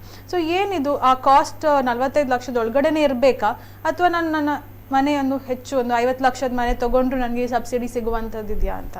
So let us understand. Under the PMAY scheme, the rules and regulations are different. Okay. So there the criteria of the 45 lakhs is nowhere mentioned, or it does not exist. Okay, okay. Okay. Now, if you are going to take the benefit of CLSS, that is Credit Linked Subsidy Scheme, there the value of the house is not relevant. Okay. You can be buying a 30 lakhs house or a 1 crore house. It has no relevance. The amount of loan taken also has no relevance. Okay, okay. What is relevant is A, it should be a first house for the family. B, based on your income criteria, you will fall between these 4 categories: EWS, that is economically weaker section, LIG, lower income group, MIG, middle income group, HIG, higher income group. Okay. In this category, the income criteria are set. Okay. Like EWS is below 3 lakhs, Yes. and 3 to 6, 3 to 6, then 6 to 12, 12 to 18. Okay. Then the size of the house criteria is there. Okay, okay. Value criteria is not there. Not The there. size of the house criteria is there. Okay, okay. Because why the size has been fixed is like in Bombay, if you are buying a 60 square meter house, Okay. it may be worth 2 crores. Oh, Whereas if you buy a 60 square meter house in Mangalore, you may get it for 25 lakhs. yes, okay. So that's why the value criteria has not been fixed for this affordable housing under the housing Pradhan under Mantri Awas Awas Yojana. Yojana, But the okay. size criteria is there, and the size criteria is based on cities Okay. and B, non-cities, means metros and non-metros areas. Okay, okay. Okay. Now, if for EWS the size is 30 square meters or below, for LIG it is 60 square meters or below, for MIG it is 160 square meters and below, Okay, and for HIG it is 200 square meters and below. okay. Now that's HIG and MIG, the size is pretty large. Okay. 160 square meters means the carpet area itself is around 1700 odd square feet. Okay. That's the carpet area. Carpet area, that's it. You know, so it's pretty large. Yes. So almost everybody who is buying their first house will be eligible for CLSS benefit. CLSS benefit. Okay. This particular provision is renewed on a yearly basis by the government. Okay. So you have to apply for loan if you want to avail this benefit before 31st March 2020. Okay, so it's just approaching hagadre. Yeah, but Jaasti government time- has been extending every year. Okay, So last 2 okay. years it has extended. So I am 100% confident Okay, it will because be the extended. scheme for housing for all is till 2022 as per the government's own target. So I am sure it will be extended for 21 and 22 Okay, also. okay. So that's not a worry as such. But this is the basic concept of affordable housing under the Pradhan Mantri Awas Yojana. Okay. Then there is another affordable housing concept under the GST Act and the Income Tax Act. Okay, okay. Under the GST Act, if it is a metro, the affordable housing should be below 60 square meters. Okay, And if it is a non-metro, it should be below 90 square meters. okay, And for both the categories, the value is below 45 lakhs. okay. So that is in GST. That is for GST. Okay, And okay. similar concepts are there for income tax. And in income tax, it is more applicable to the builder than to the purchaser of the house. Okay, okay. So that is from the builder's perspective. Okay. If he wants to take exemption under ETIA, then he has certain benefits has if he is certain building affordable housing projects. Okay okay so if I have to put the points again ಮತ್ತೊಂದ್ಸಲ ಹೇಳಬೇಕಾದ್ರೆ PMAY ಸ್ಕೀಮಲ್ಲಿ ನಿಮ್ಮ ಮನೆ ಎಷ್ಟು cost ಇದ್ದು ಅನ್ನುವಂಥದ್ದು ಮುಖ್ಯ ಅಲ್ಲ, ಆದರೆ ಆ ಏನು ಅಳತೆ ಇರುವಂಥದ್ದು ಅಥವಾ ಕಾರ್ಪೆಟ್ ಏರಿಯಾ ಎಷ್ಟಿದೆ ಅದರ ಬೇಸಿಸ್ ಮೇಲೆ ಈ ಸ್ಕೀಮ್ ಅಪ್ಲೈ ಆಗುವಂಥದ್ದು ಅಂತ ಹೇಳಿದ್ರಿ. ಮೊದಲನೇ ಮನೆ ಆಗಿರಬೇಕು ವೀಕ್ಷಕರೇ, ನಿಮ್ಮ ಇಡೀ ಫ್ಯಾಮಿಲಿಗೆ it should be the first house. ಮೊದಲನೇ ಮನೆ ಆಗಿದ್ರೆ ದಯವಿಟ್ಟು ಯಾರೆಲ್ಲ ಈ 31st ಮಾರ್ಚ್ ಒಳಗಡೆ ಮನೆ ಕಟ್ಟಬೇಕಂತ ಇದ್ದೀರಾ, ಈ PMAY scheme, prime ministers Awas Yojana scheme ಅಡಿಯಲ್ಲಿ ದಯವಿಟ್ಟು ನಿಮ್ಮ ಬ್ಯಾಂಕರ್ಸ್ ಅನ್ನ ಲೆಂಡರ್ಸ್ ಅನ್ನ ಕೇಳ್ಕೊಂಡೆ ಈ ಲೋನ್ ಅಪ್ಲೈ ಮಾಡಿ. ಸಬ್ಸಿಡಿ ಸಿಗುವಂಥದ್ದು ಉತ್ತಮವಾದಂತಹ ಯೋಜನೆ ಕೂಡ ಅಂತಾನು ಹೇಳ್ಬಹುದು. ಸಬ್ಸಿಡಿಯನ್ನು ಪಡೆದುಕೊಳ್ಳಿ. ಮೊದಲನೇ ಮನೆ ಆಗಿರಬೇಕು ಹಾಗೂ ನಿಮ್ಮ ಇನ್ಕಮ್ ಕ್ರೈಟೀರಿಯಾದ ಮೇಲೆ and based on the carpet area ನಿಮ್ಮ ಮನೆ ಪರ್ಚೇಸ್ ಮಾಡ್ಕೊಳ್ಳಿ. ಈ PMAY ಸ್ಕೀಮ್ನ ಯೋಜನೆಯ ಒಂದು ಲಾಭ ಪಡೆದುಕೊಳ್ಳಿ ಅಂತಾನೆ ಹೇಳ್ಕೊಳ್ತೇನೆ. ಆ್ಯಂಡ್ ಇನ್ನೊಂದು ಹೇಳಿದಂದ್ರೆ GST ಪ್ರಕಾರ ಈ ಅಫೋರ್ಡೆಬಲ್ ಹೌಸಿಂಗ್ ಅನ್ನುವಂಥದ್ದು ಬೇರೆನೇ ಇದೆ. ಅದು ಬೇಸ್ಡ್ ಆನ್ ಕಾಸ್ಟ್, ಅಂದರೆ ಇಲ್ಲಿ ಅಫೋರ್ಡೆಬಲ್ ಹೌಸಿಂಗ್ ಅನ್ನುವಂಥದ್ದು 45 lakhsಗಿಂತ ಕಮ್ಮಿ ಇರಬೇಕು ಕಾಸ್ಟ್, ಪ್ಲಸ್ ನಿಮ್ಮ ಏರಿಯಾ ಕೂಡ ಬರುವಂಥದ್ದು. ಈ ಮೆಟ್ರೋದಲ್ಲಿ 90, ನಾನ್ ಮೆಟ್ರೋ ಆದರೆ 60 square meters ಅನ್ನುವಂಥದ್ದು. ಸೊ ಈಗ ಹೈ ಇನ್ಕಮ್ ಗ್ರೂಪ್ಸಿಗೆ ಬಂದವರಿಗೆ ಸರ್, ನನಗೆ ನನ್ನ ಮನೆ ತುಂಬ ಚೆನ್ನಾಗಿರಬೇಕು, ಇಂಟೀರಿಯರ್ ನಾನು ಸಖತ್ತಾಗಿ ಮಾಡ್ಕೊಳ್ಬೇಕು, ಬಂದವ್ರು ನೋಡಿದಾಗ ಮನೆ ಅಂದರೆ ಇಂಥ ಮನೆ ಕಟ್ಟಬೇಕು ಅಂತ ಒಂದು ಆಸೆ ಇರುತ್ತೆ ಎಲ್ರಿಗೂ. ಸೊ ನಾನು ತುಂಬ ಖರ್ಚು ಮಾಡಿ ಒಂದು 50-60 ಲಕ್ಷದ ಮನೆ ಕಟ್ತೇನೆ. PMAY ಸ್ಕೀಮಿನ ಲಾಭ ಕೂಡ ಪಡ್ಕೊಂಡೆ ನಾನು.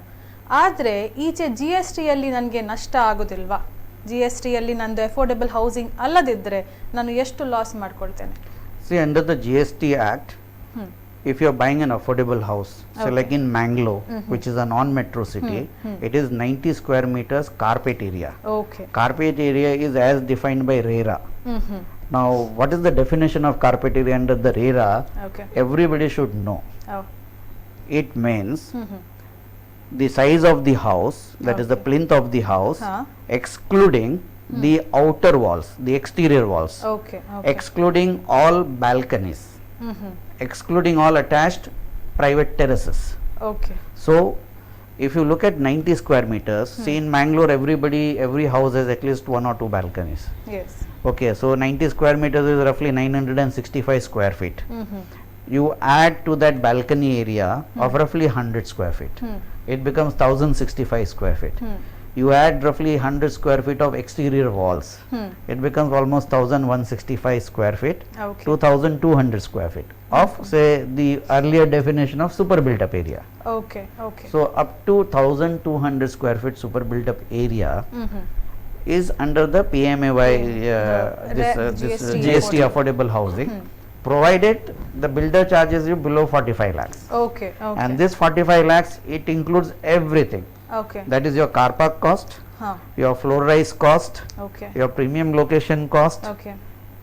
then various other cost builder takes from you towards backup power or Yes. whatever other things. It is an all inclusive cost except GST. Okay.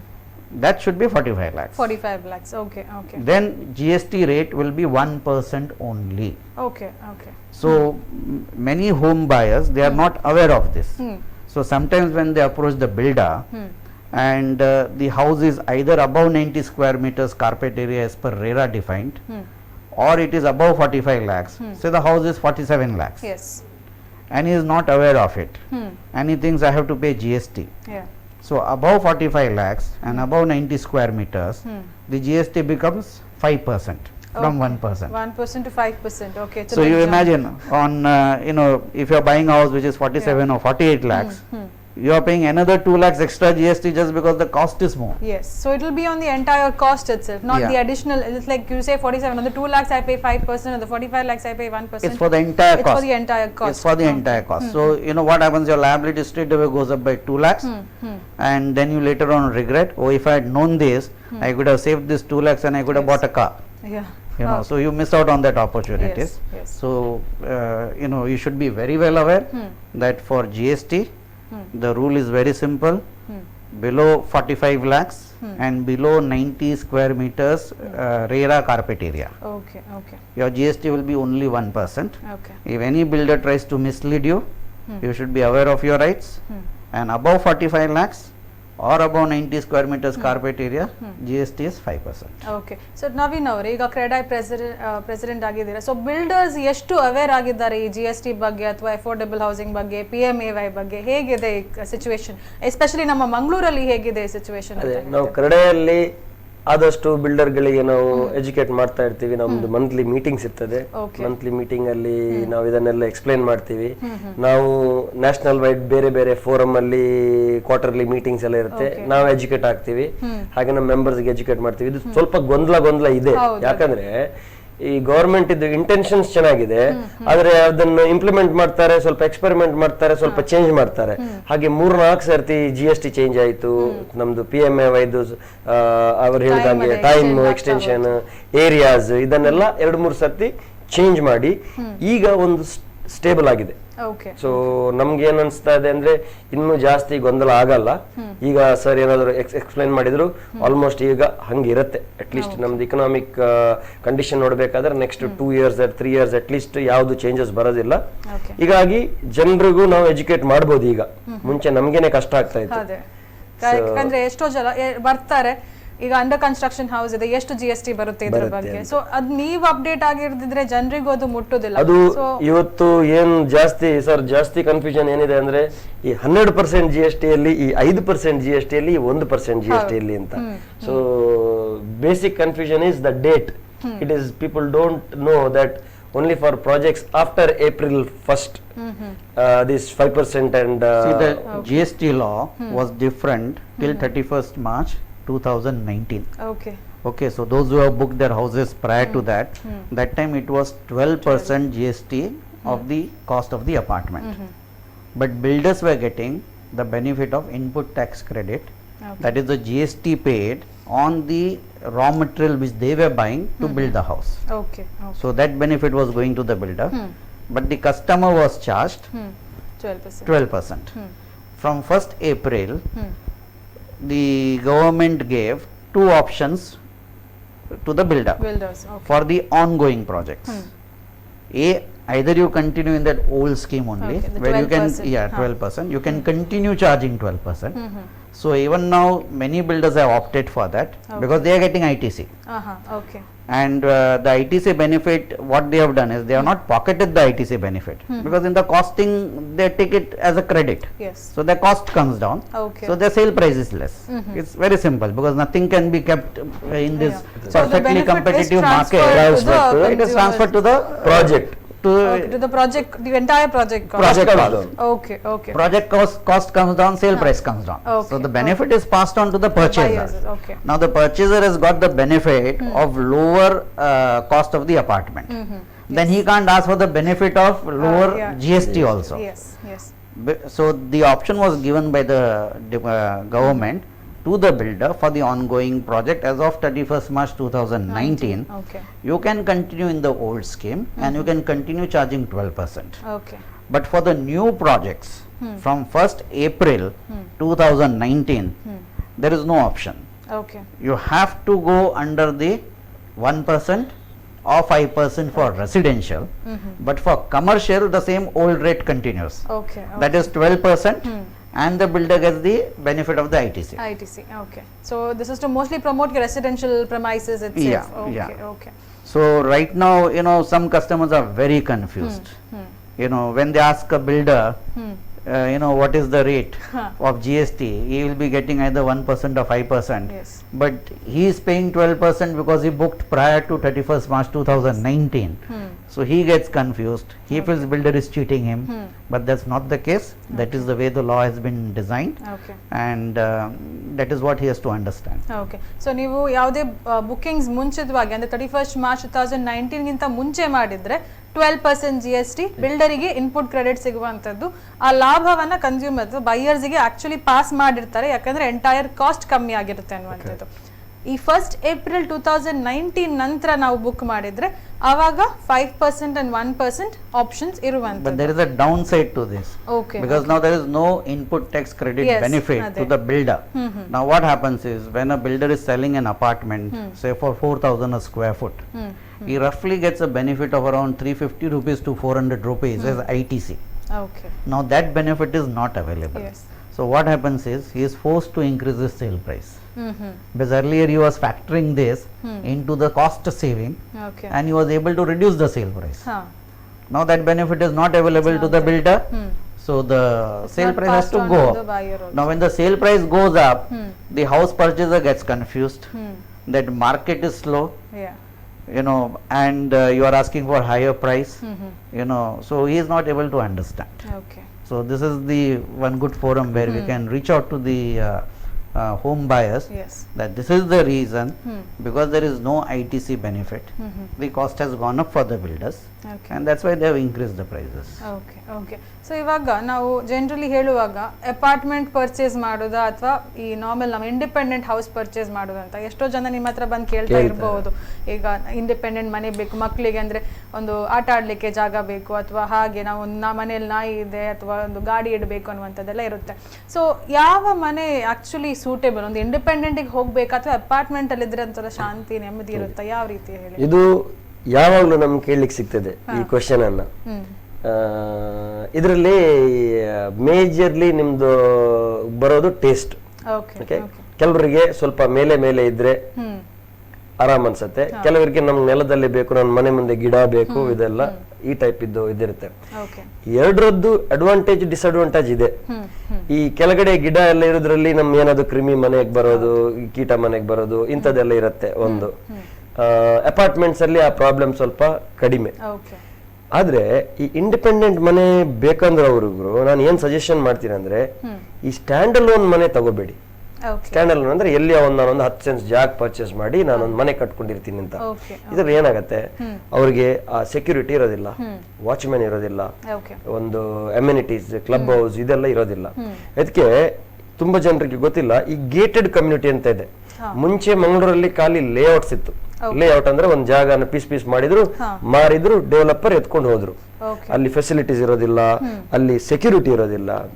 ಈಗ ನಾವ್ ಏನ್ ಮಾಡ್ತಾ ಇದೀವಿ ಅಂದ್ರೆ, ಬೆಂಗಳೂರಲ್ಲೆಲ್ಲ ಇದ್ದ ತರ ಗೇಟೆಡ್ ಕಮ್ಯುನಿಟಿ ಅಂದ್ರೆ ಒಂದ್ ಕಂಪ್ಲೀಟ್ ಕಾಂಪೌಂಡ್ ಒಂದು ಗೇಟ್ ಟೋಟಲ್ ಎನ್ಕ್ಲೋಸ್ ಆಗಿರುತ್ತೆ. ದೊಡ್ಡ ಜಾಗದಲ್ಲಿ ಅದರಲ್ಲಿ ನಾವೊಂದು 50 ಸೈಟ 100 ಸೈಟ ಮಾಡಿ ನಾವು ಡೆವಲಪರೇ ಅದನ್ನು ಮೇಂಟೈನ್ ಮಾಡ್ತೀವಿ. ಸೇಮ್ ಅಪಾರ್ಟ್ಮೆಂಟ್ ಕಟ್ಟೋ ತರಾನೇ ಇಂಡಿವಿಜುವಲ್ ಮನೆ ಕಟ್ಟಿ, ಇಂಡಿವಿಜುವಲ್ ಮನೆ ಕಟ್ಲಿಕ್ಕೆ ನಿಮ್ಗೆ ಆಪ್ಷನ್ ಇದೆ. ನಾವು ಲೈಸೆನ್ಸ್ ತೆಗೆಸ್ಕೊಡ್ತೀವಿ, ನಿಮ್ಗೆ ಹೆಂಗ್ ಬೇಕೋ ಹಂಗ್ ಕಟ್ಬೋದು. ಆದ್ರೆ ಒಂದ್ ಮಿನಿಮಮ್ ಮೇಂಟೆನೆನ್ಸ್ ಇರುತ್ತೆ, ಸೆಕ್ಯೂರಿಟಿ ಇರುತ್ತೆ, ಒಂದು ಕ್ಲಬ್ ಹೌಸ್ ಇರುತ್ತೆ, ಅಮ್ಯುನಿಟೀಸ್ ಇರುತ್ತೆ. ಹಾಗಾಗಿ ಇದರಲ್ಲಿ ಸ್ಟ್ಯಾಂಡರ್ಡ್ ಆಫ್ ಲಿವಿಂಗ್ ತುಂಬಾ ಚೆನ್ನಾಗಿರುತ್ತೆ. ಸೊ ಈ ಗೇಟೆಡ್ ಕಮ್ಯುನಿಟಿಯಲ್ಲಿ ಮನೆ ಬೇಕೆಂದವರು ಗೇಟೆಡ್ ಕಮ್ಯುನಿಟಿಯಲ್ಲಿ ಹೋಗಿ ತಗೋಬೇಕು. ಮನೆ ಬೇಡ ಅಂದವರು ಅಪಾರ್ಟ್ಮೆಂಟ್ ಅಲ್ಲಿ ತಗೋಬಹುದು. ಈ ಗೇಟೆಡ್ ಕಮ್ಯುನಿಟಿಯಲ್ಲಿ ಒಂದು ನೆಗೆಟಿವ್ ಏನಂದ್ರೆ, ದೊಡ್ಡ ಜಾಗ ಬೇಕು. ಇಂಥ ದೊಡ್ಡ ಜಾಗ ನಮ್ಮ ಮಂಗಳೂರು ಸಿಟಿ ಒಳಗಡೆ ಇಲ್ಲ. ನಮ್ಮ ಸಿಟಿಯಲ್ಲಿ ತುಂಬಾನೇ ಕಡಿಮೆ ಜಾಗ. ಒಂದ್ ಸೈಡ್ ಹೋದ್ರೆ ನೇತ್ರಾವತಿ ಇದೆ, ಒಂದ್ ಸೈಡ್ ಹೋದ್ರೆ ಗುರುಪುರ್ ರಿವರ್ ಇದೆ. ಕೂಳೂರಿಂದ ಆಚೆ, ಮಂಗಳೂರಿಂದ ಹೊರಗೆ ಅಂತಾರೆ. ಹಾಗಾಗಿ ಗೇಟೆಡ್ ಕಮ್ಯುನಿಟಿಯಲ್ಲಿ ಇರ್ಬೇಕಾದ್ರೆ, ಮನೆಯಲ್ಲಿ ಇರ್ಬೇಕಾದ್ರೆ ಸ್ವಲ್ಪ ಔಟ್ಸ್ಕಟ್ಸ್ ಅಲ್ಲೇ ಪಾಸಿಬಲ್. ಸಿಟಿ ಒಳಗಡೆ ತುಂಬಾನೇ ಎಕ್ಸ್ಪೆನ್ಸಿವ್ ಆಗುತ್ತೆ, ಅಂತ ದೊಡ್ಡದು ಜಾಗ ಇಲ್ಲ. ಸೊ ಆದ್ರೂ ಇವತ್ತು ನಮ್ದು ಈ 4 ಲೈನ್ ಇದ್ದದ್ದು 6 ಲೈನ್ ಆಗ್ತಾ ಇದೆ. ಮತ್ತೆ ನಾವು ವರ್ಟಿಕಲ್ ಆಗಿ ಬಿಲ್ಡಿಂಗ್ಸ್ ಮಾಡ್ತಾ ಇದ್ದೀವಿ. ಹಾಗಾಗಿ ಜನರದ್ದು ಓಡಾಟ ಕಡಿಮೆ ಆಗತ್ತೆ, ಟ್ರಾಫಿಕ್ ಸ್ವಲ್ಪ ಕಡಿಮೆ ಆಗತ್ತೆ. ಹಂಗಿರುವಾಗ ಈ ಔಟ್ಸ್ಕರ್ಟ್ಸ್ ಅಲ್ಲಿ ಗೇಟೆಡ್ ಕಮ್ಯುನಿಟಿಯಲ್ಲಿ ಇದ್ರು ಮಂಗಳೂರಿಗೆ ಬರ್ಲಿಕ್ಕೆ ಅಷ್ಟೇನು ಕಷ್ಟ ಆಗೋದಿಲ್ಲ. ಒಂದು half an hour to 45 minutes ಒಳಗಡೆ ಸಿಟಿ ಒಳಗೆ ಬರ್ಬೋದು. ಹಾಗಾಗಿ ಸ್ಟ್ಯಾಂಡ್ ಅಲೋನ್ ಮನೆ ತಕೊಂಡ್ರೆ ಇಂಥ ಮನೆಯಲ್ಲೇ ಕಳ್ತನ ಆಗೋದು, ದರೋಡೆ ಆಗೋದು, ಆ ಮನೆ ಮೇಂಟೈನ್ ಆಗೋದಿಲ್ಲ. ಅವರ ಮನೆ ಬಿಟ್ಟು ಎಲ್ಲಿಯಾದ್ರೂ ಅವ್ರ ಮಕ್ಕಳ ಮನೆಗೆ ಅಲ್ಲಿ ತಿರ್ಗ್ಲಿಕ್ಕೆ ಎಲ್ಲಾದ್ರೂ ಹೋದ್ರೆ ಆ ಮನೆ ಎಲ್ಲ ಶಿಥಿಲ ಆಗ್ತದೆ. ಇಂಥ ಎಲ್ಲ ಪರಿಸ್ಥಿತಿ ನೋಡಿದ್ರೆ ನಾವು ಯಾವಾಗ್ಲೂ ಈ ಗೇಟೆಡ್ ಕಮ್ಯುನಿಟಿ ಒಳಗಡೆ ಮನೆ ತಗೊಳ್ಳಿ ಅಂತ ಸಜೆಸ್ಟ್ ಮಾಡ್ತೀವಿ. ಯಾರಿಗೆ ಜಾಸ್ತಿ ಬೆಳಕು, ಜಾಸ್ತಿ ಗಾಳಿ, ಸ್ವಲ್ಪ ಹೈಟ್ ಅಲ್ಲಿ ಇರ್ಬೇಕು, ಅವರೆಲ್ಲ ಅಪಾರ್ಟ್ಮೆಂಟ್ಸ್ ಹೋಗ್ತಾರೆ. ಆದ್ರೆ ಅಪಾರ್ಟ್ಮೆಂಟ್ ಮತ್ತೆ ಗೇಟೆಡ್ ಕಮ್ಯುನಿಟಿಯಲ್ಲಿ ಕಾಮನ್ ಏನಂದ್ರೆ, it's a community living. So community living always makes a man live longer. Live longer. He'll be happier. Yes. There's one more thing I would like to add here. Yes. In this modern way of life, independent houses are becoming more and more expensive compared to the apartment cost. So like if you are going even on the outskirts in Bangalore, you buy 5 cents land. In no layout you will get it below 6 lakhs per cent. So your land cost will be around 25 to 30 lakhs. You build a house, it will cost another 30 lakhs. So your cost goes to up to 60 to 70 lakhs. But you are still on the outskirts of the city. For same 70 lakhs, you can buy an apartment within the city of roughly the same size without the land, with all the benefits. So if your budget is little smaller, apartment works out much better for you. Okay. Because you can have a 2-bedroom flat or a 3-bedroom flat based on your requirement, but that will be still cheaper Okay. than building a 2-bedroom house or a 3-bedroom house on the outskirts. Okay okay so ಈ point ಬಗ್ಗೆನೇ ಮಾತಾಡೋದಾದ್ರೆ ಈಗ apartment ಅಂದಾಗ okay safety ಇರುತ್ತೆ security ಇರುತ್ತೆ but what documents should a buyer C ಇವಾಗ ಒಂದು builder ಒಂದು ಏನೋ ಒಂದು ಅಗ್ರಿಮೆಂಟ್ ಮಾಡ್ಕೊಳ್ತಾರೆ ಪ್ಲಸ್ ನಾನು ಬೈ ಮಾಡಬೇಕು ಇಂಥ ಅಪಾರ್ಟ್ಮೆಂಟ್ ಅಂತ ಆದಾಗ ಏನೆಲ್ಲ ಪಾಯಿಂಟ್ಸ್ ನಾನು ನೋಡ್ಕೊಳ್ಬೇಕು ನನ್ನ ಸೇಫ್ಟಿಗೋಸ್ಕರ ನಾನು ಮನೆ ಪರ್ಚೇಸ್ ಮಾಡಬೇಕು ನಾಳೆ ಏನಾದರೂ ಪ್ರಾಬ್ಲಮ್ಸ್ ಆದರೆ ಅಥವಾ ಏನಾದರೂ ಗ್ರೀವೆನ್ಸಸ್ ಇದ್ದರೆ ನಾನು ಏನು ಮಾಡಬೇಕು ಆ ಡಾಕ್ಯುಮೆಂಟ್ ನನಗೆ ಸಪೋರ್ಟ್ ಮಾಡುತ್ತೆ ಅಥವಾ ನಾನು ಬೈಯರ್ ಆಗಿ ನನ್ನ ಪರವಾಗಿ ಇದೆ ಅನ್ನುವಂಥದ್ದನ್ನು ನಾನು ಹೇಗೆ ಜಸ್ಟಿಫೈ ಮಾಡ್ಕೊಳ್ಬೇಕು ಆ ಡಾಕ್ಯುಮೆಂಟ್ ನೋಡಿ ಓಕೆ ಇದೊಂದು ತುಂಬಾ ಇಂಪಾರ್ಟೆಂಟ್ ಕ್ವಶನ್ ಓಕೆ ಇದರಲ್ಲಿ ತುಂಬಾ ಜನರು ಕಷ್ಟದಲ್ಲಿ ಬಿದ್ದಿದ್ದಾರೆ ಹಾಗಾಗಿ ನಾನು ನನ್ನ ಈ 10 ವರ್ಷ ರಿಯಲ್ ಎಸ್ಟೇಟ್ ಎಕ್ಸ್ಪೀರಿಯನ್ಸ್ ಅಲ್ಲಿ ನನ್ನದೇ ಫಾರ್ಮುಲಾ ಮಾಡಿ ಜನರಿಗೆ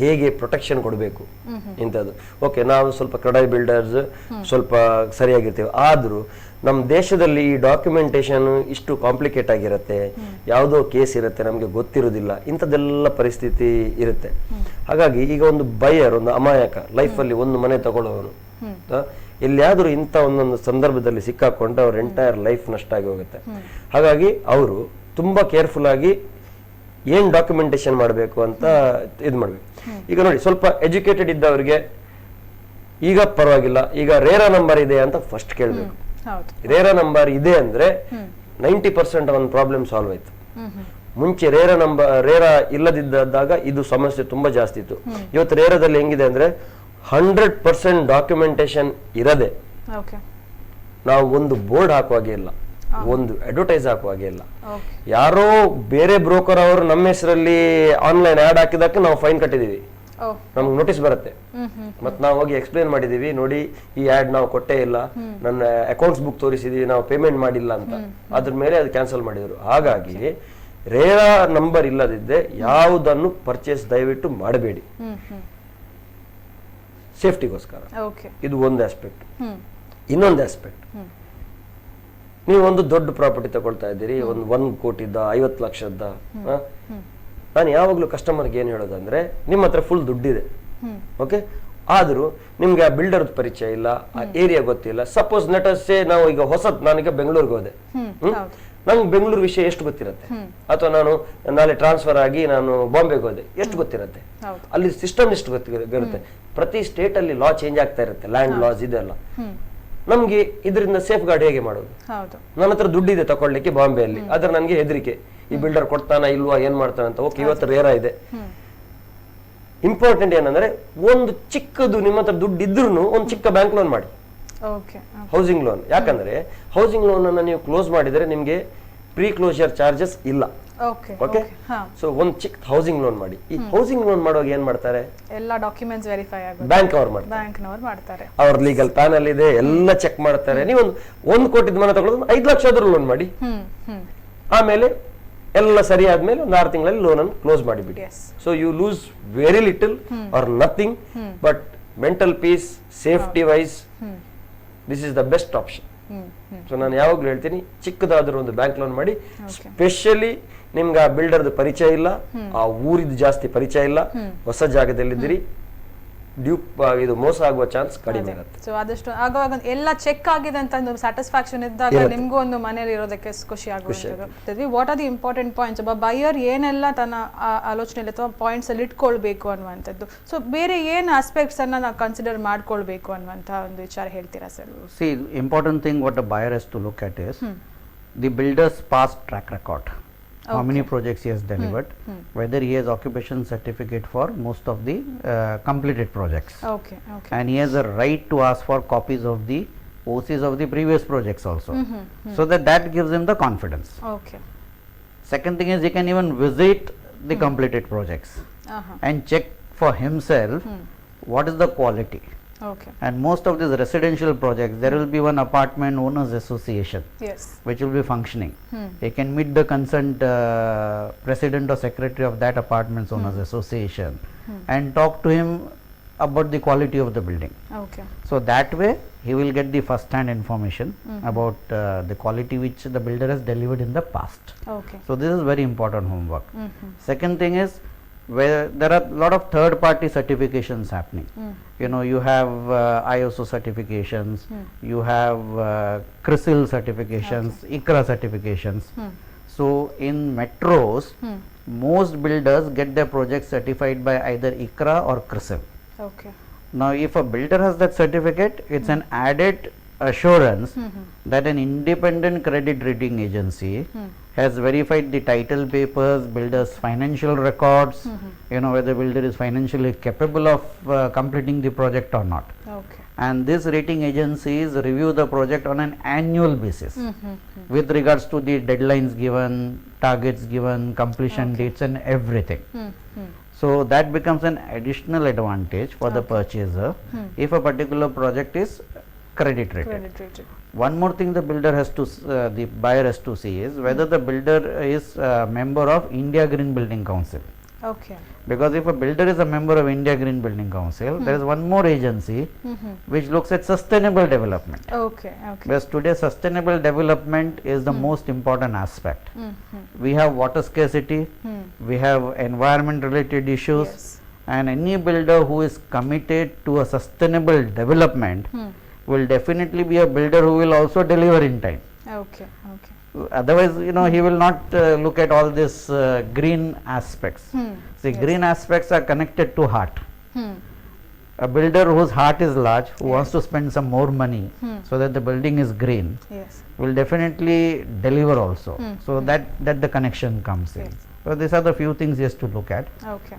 Then there are few things from the taxation viewpoint he should be aware of. Okay. Okay.